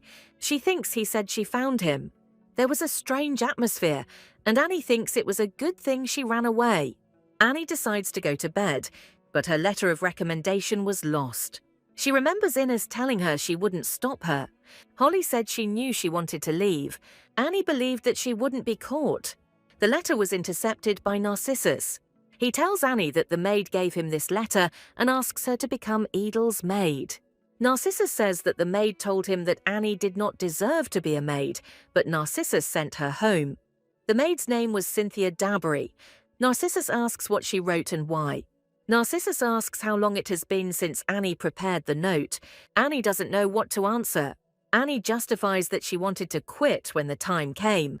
Narcissus says he wonders when Annie decided to leave Edel.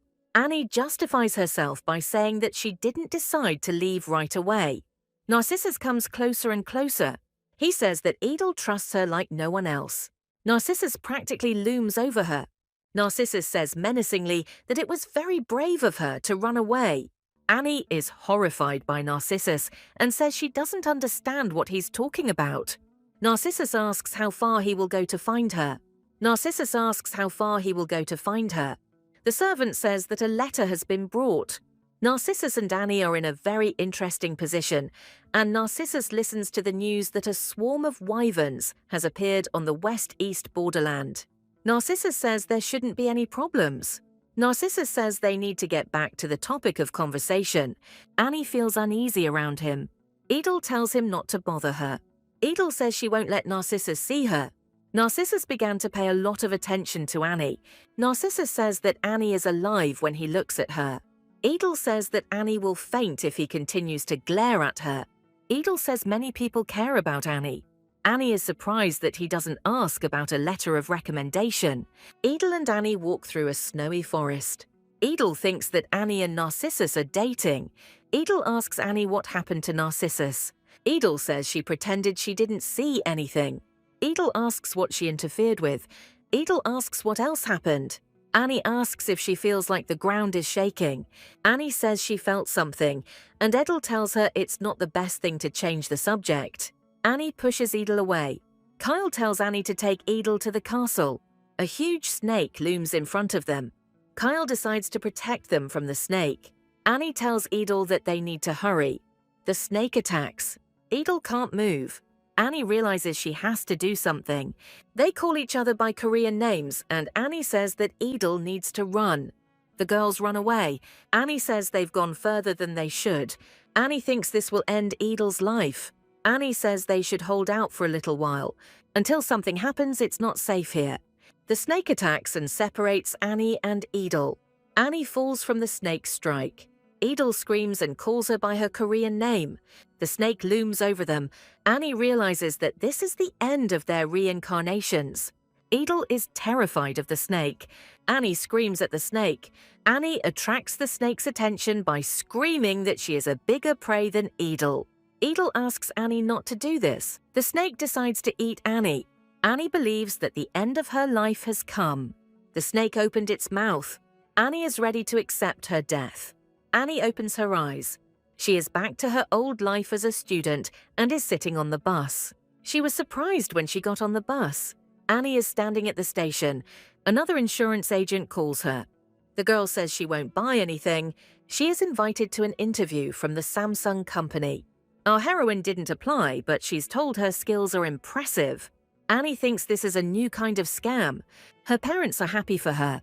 The father treats his daughter to all sorts of delicious things.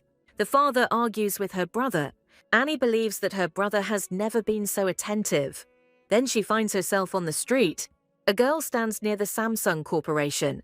She thinks about when she managed to get to the office. She doesn't understand how quickly time flies.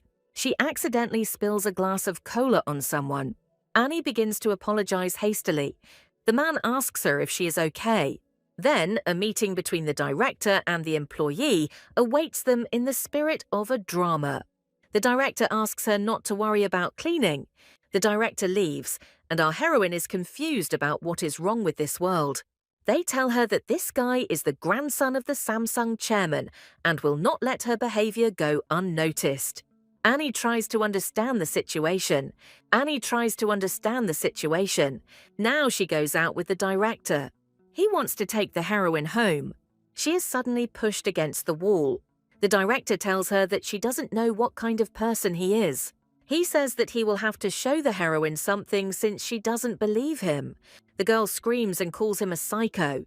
She accidentally hit the young man and knocked him out. The heroine seems to have acquired superpowers. A familiar figure suddenly appears in front of her. Narcissus looks at her stunned. The girl believes that Narcissus is a statue that has come to life and can speak. Narcissus stands before her in all his glory. Narcissus tells her that her imagination is amazing and that she is asleep. He thinks that the young man from Samsung is either a figment of her imagination or the work of magicians, but he is stupid enough for Annie. Annie touches Narcissus's cheek. Narcissus is surprised when Annie wants to kiss him. He tells her that she is not herself. He thinks Annie doesn't even recognize him. He reminds her that she tried to escape. Annie tells him that it's not true. Narcissus tells her that it is. Their hands touch. Narcissus tells her that they need to leave and that her memory will return. Narcissus is afraid that Annie has forgotten him. Annie is shocked to see Narcissus standing in front of her, taking her in his arms. Narcissus remains silent while everything falls apart. A bright light blinds Annie. She opens her eyes. Above, Lady Edel hovers in a dazzling radiance. She encounters a snake. Edel screams at the snake to bring Annie back. A pillar of light strikes the snake. Annie holds Narcissus in her arms. Annie loses consciousness. Narcissus calls her by name. He asks if Annie is sleeping. Narcissus is confident that he has dispelled the magic of illusions, and his friends are rushing to his aid.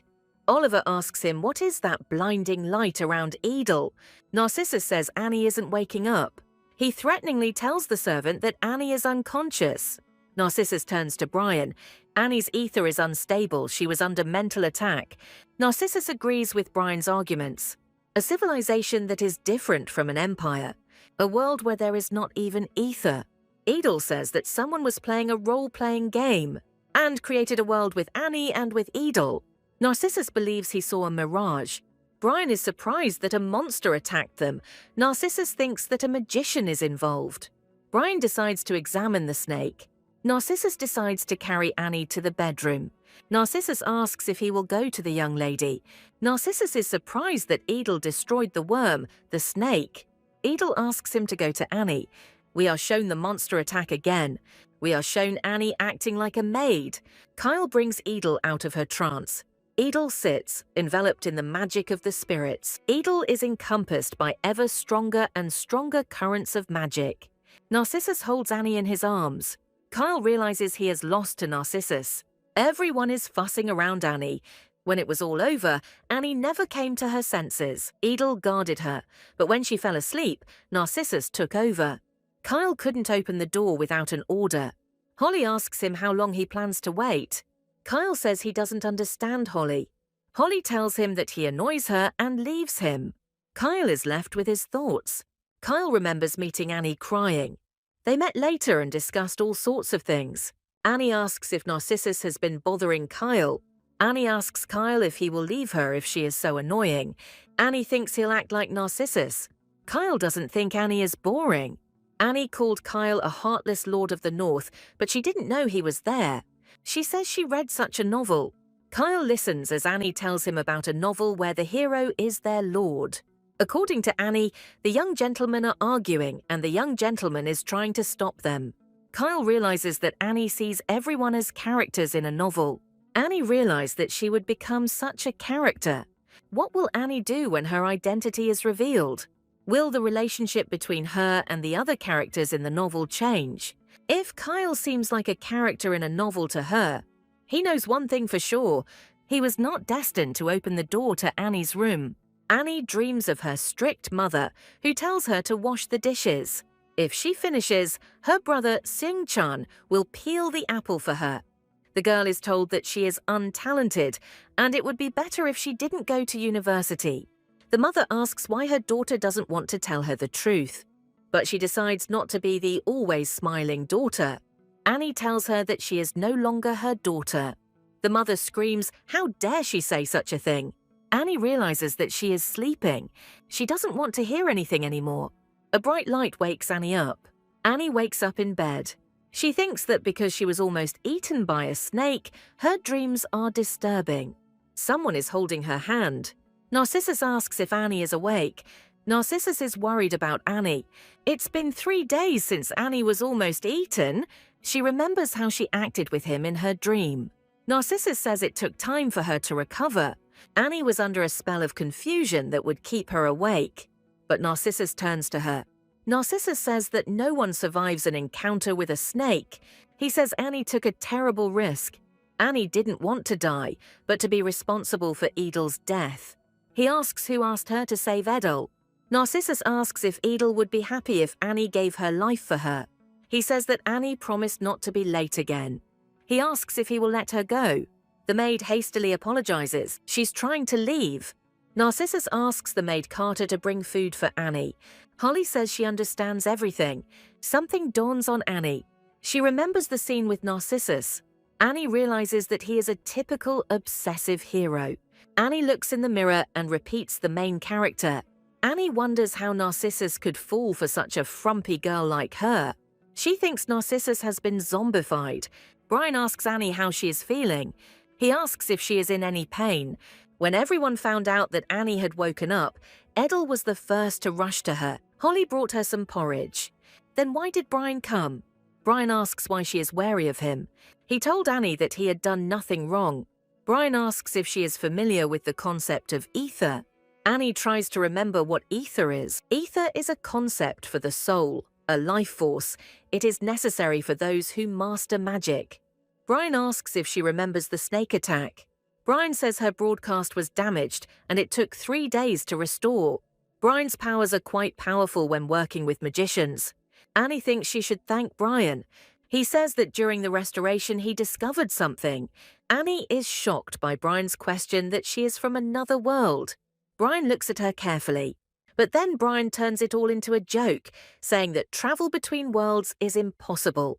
Annie says that usually everyone faints at such words.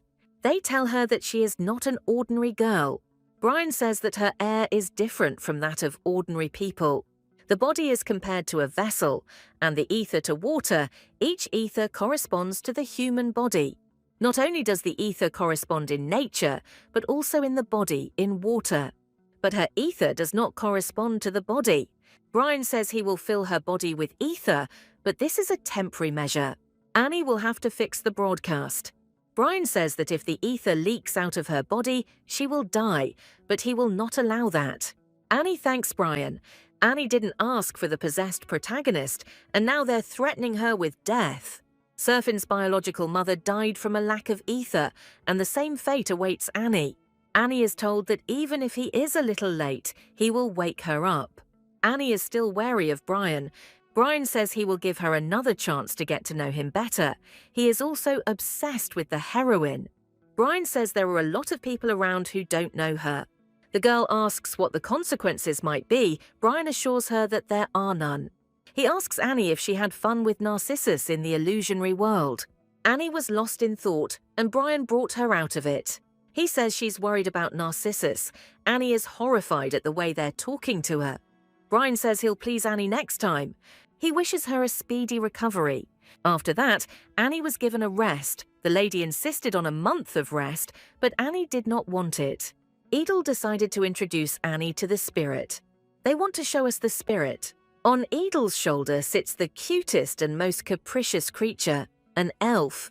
This is Zephinelle. He belongs to one of the 4 elements. Zephinel's element is light, but it was presented carelessly, which caused the elf's displeasure. Edel says that Zephinelle is the king of spirits. He yells at Edel, calling her a stupid contractor. He is grabbed and held in his hand. Edel kicked the nasty elf as far as she could. Zephinelle complains that his contactor doesn't like adults. Annie listens to everything Zephinelle says. Edel asks to greet Zephinelle like a grandpa. The king of spirits is Zephinelle. He yells at Edel that she has no manners, and she asks him to say hello. Annie watches their bickering. Usually, when the protagonist summons a creature, it is friendly and helps the protagonist. But all these two do is argue. Annie decides to be polite to the Spirit King. She shows respect to Xenophil, who is happy about it. He says her real name is Jong-E, which is an interesting name. He asks if it has anything to do with her broadcast. Her body and the ether are out of sync. Xenophil says that this happens to people like those who are carried away by fate. He says that his contractor is too arrogant and she doesn't have that. Edel protests, saying that Annie is not a thing. Zephinelle complains that he was awakened from sleep too early. Zephinelle says that Annie will be his servant. He says he wants payment for saving Annie. Edel argues with him, saying that she saved her. Annie says they both saved her. Zephaniel tells Edel to learn to control his power and then summon him. He says he will not take her wishes into account. Zephaniel wants sweets and demands them from Annie. Edel says that she will bring them herself. Zephaniel thinks that Edel has a bad character. Edel says to make sure he doesn't have any inclinations. Zephaniel says she's expecting sweets. Annie turns to Zephaniel. He says that Annie will not die for some time. He says it all depends on his stupid contractor. Annie says Edel will succeed. Then Annie says that everything will be fine. Zephaniel says that his contractor was sick, like Annie, and he died. Zephaniel was attached to him. Annie says she will serve Zephaniel. Annie didn't know that Edel would sign a contract with Zephaniel. Suddenly, Annie realizes something. She asks if a double contract is possible. Zephaniel agrees. He says it's impossible, but Annie remembers Surfin. Most likely, Surfin did not show up, and Eon did not find her mother. It feels like Edel has taken Surfin's place. For Annie, if Surfin doesn't show up, it means it doesn't matter. Zephaniel thinks. At the beginning of spring, winter began to melt, and Trisen's family set off for the capital. The pretext was the crown prince's birthday, but in reality, the emperor did not want the young lady to be hidden from him. During this time, the relationship between Zephaniel and Edel did not change. Edel will be traveling with His Highness, so Annie is offered to sit in the carriage. Annie believes that the main character was her imagination. Narcissus asks what she is waiting for. He asks if she has forgotten to get into the carriage. The girl asks why he is here. He says that this is his carriage. Oliver says cheerfully as he closes the door. Annie asks if Oliver will come with them. They ask her if it won't be a bit cramped for the three of them. Annie is afraid to be alone with Narcissus. Narcissus says that she seems to think that he is punishing her. Since the carriage was closer to His Highness, Narcissus therefore seated Annie here. Annie doesn't really want to go with Narcissus. Even in the carriage Narcissus works, Annie thinks he's avoiding her. Their relationship changed when Cynthia gave her letter. Annie wonders if she should have left earlier, before Edel's 12th birthday. Would the attitude towards Annie have changed then? Narcissus is genuinely concerned about Annie's behavior. Annie asks if there is any possibility for her to leave her family. She says she had no choice in working for her family, she worked because she enjoyed it. She says she is not a slave. Narcissus wants to answer her. Annie remains silent and rides with them in the carriage. Annie thinks she can't even escape. She is told that this is a place where monsters threaten. Silence hangs between them. Annie is frightened by Narcissus's reaction. Narcissus asks her where she would go if there were monsters all around. Narcissus asks her if she will stay with him. Annie is surprised why she is next to Narcissus. For some reason, Narcissus raises this question again. Narcissus tells Annie that it is her personal business. Narcissus asks if she wanted to leave. Why didn't she leave? The girl says that it would be better to go look at the lilacs. Narcissus is surprised by her reaction. He asks how much the attitude towards work sometimes changes, depending on the length of service. He says that if she wants to find out, she will have to stay. Annie realizes that she slept like a log. Annie realizes she is leaning on something solid. Narcissus tells her that she slept like a log, but sensing her destination, woke up immediately. Annie is shocked why she is using Narcissus as a pillow. He says that she could have hit her head on the side of the carriage. They are told that they have arrived. Annie is very upset.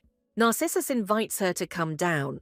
Annie can't refuse, but a bunch of maids notice them. Narcissus is surprised that she was embarrassed, and Annie says that no one was looking at them then. Narcissus says it sounds like if no one is watching, then anything is possible. Kyle was surprisingly dry. Annie feels like she has to justify herself. Edel rushes to hug Annie. Edel asks if anything happened to her while Narcissus was riding with her. Annie doesn't know what to say. She thinks Kyle is avoiding her. She upsets Edel by promising to tell her everything later. Annie promises this to Edel, but the first person who had to tell everything was Holly. She loomed over Annie. Holly asks if everything is okay. Holly asks if Annie has a few hours alone. Holly is practically tearing her hair out because of Narcissus. She is outraged and Annie tries to calm her down. Holly is surprised that Annie was sleeping on his shoulder. She thinks Narcissus is a real bastard. Annie thinks that Narcissus is in love with her. Holly says that when Annie came to, she tried to kiss Narcissus. Annie is horrified by what Holly is saying. Holly shocks Annie by revealing that she thought Narcissus wanted to make her his concubine. Holly suddenly says that Annie has no idea how bad she feels. Holly says she felt small and pathetic whenever something happened to Annie. She says she won't survive Annie's death. Holly says it's unexpected that he's obsessed with Annie. Holly tells Annie that Narcissus likes her. Suddenly, Holly sighs. Holly says she feels a little guilty. Annie asks Holly to wait for her. Annie told Edel everything. She says that Annie likes Narcissa and she is shocked. Edel is happy for Annie and considers her her daughter-in-law. Edel asks what's wrong with her sleeping on Narcissus's shoulder. Annie doesn't understand why Narcissus is interested in her. She believes that in a novel about raising a child, the older brother loves the main character. Annie thinks he only cares about Edel.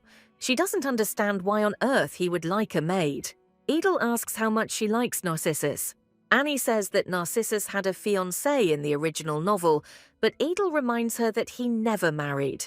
Edel is upset that she doesn't like Narcissus. Edel says she's going to bed. They wish each other good night.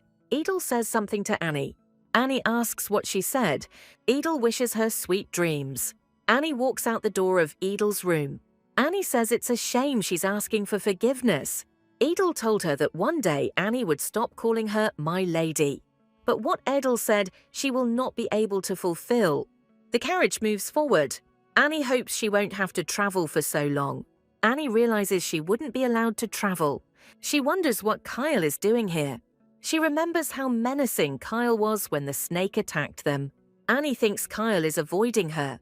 Kyle turns and looks at Annie. Annie had forgotten that he was a swordmaster. Kyle asks why Annie called him. Annie asks why he is here. Kyle says that knights protect each other on the road. Annie is silent, looking at Kyle. Silence hangs between them. Annie says it's been an eternity since she talked to him. He continues to avoid her. Annie says that the fact that he doesn't talk to her is too much. Kyle says her friend died and came back. Annie asks Kyle not to apologize for failing to protect her. Kyle says that's not the issue. He was supposed to protect Annie, but he couldn't. Annie asks him not to be angry and says that he was doing his duty. Kyle says that if she's okay, then he is too. Kyle reassures her by telling her how he can bother her. Kyle says he'll go. Annie's spirits lift. One of the maids says it's romantic. The girl is shocked. Raina asks if she has a special relationship with Kyle. Annie says they are close friends. Raina interrogates Annie for the truth. Raina says that many of the handmaids are crazy about Kyle. We are shown Kyle, who is galloping at full speed. And many people envy Annie because she is Kyle's close friend. Raina says she believes it's a misunderstanding. She says that Annie shouldn't care what others think. For Annie, Kyle is a knight, a guard with a brilliant reputation, and she is a simple maid. Annie is told to ignore it. Raina says that if she lets rumors spread, it will be hard to get rid of them later. Even Holly might join in. Annie is asked to work as a maid. They finally arrived in Irondale.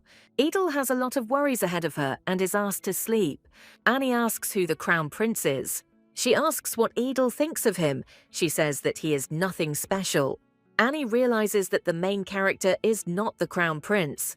Edel thinks the Tower Master is quite cute. Annie says she will have to get together with the main character. Edel shocks Annie by revealing that she gave up reading the novel halfway through. Edel says she was so upset that the main character wouldn't get along with the character she liked that she stopped reading the novel. Annie understands why Edel didn't tell the ending of the novel. Edel says what they should do, and Annie says that they can only continue to live as best they can.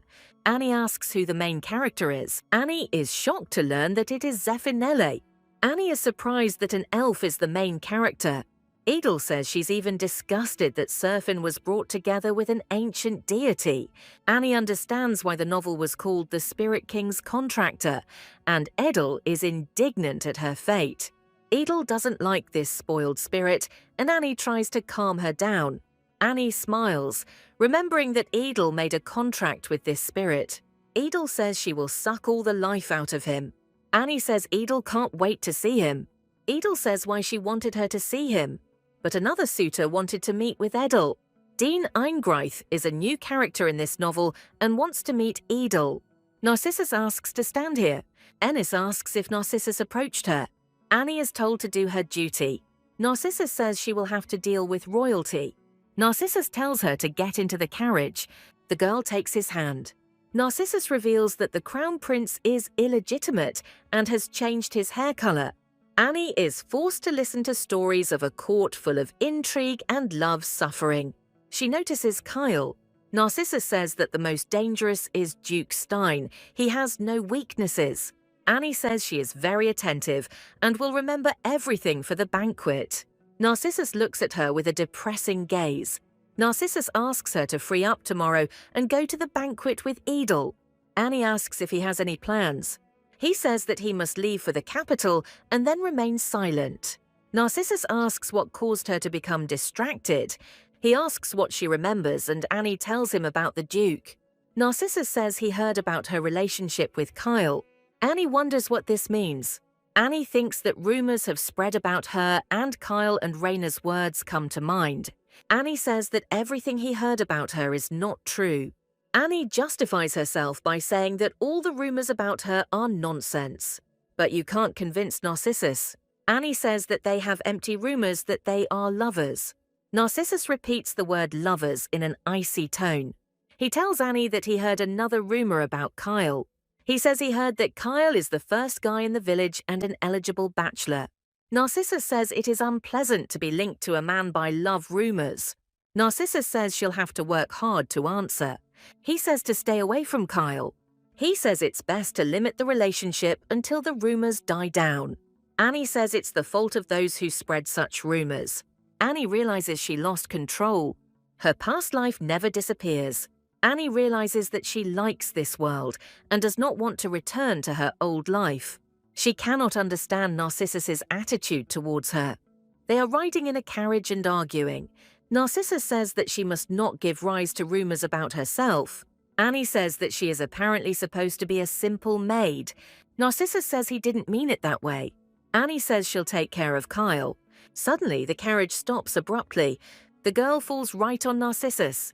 The guards shout that everyone should prepare for attack. Narcissus asks Annie not to get out of the carriage. Annie is scared. She tells Narcissus that she doesn't know what found her. Annie asks why. Memories froze before her eyes. She remembers how she waited for death. Annie is screamed at and forgets her death.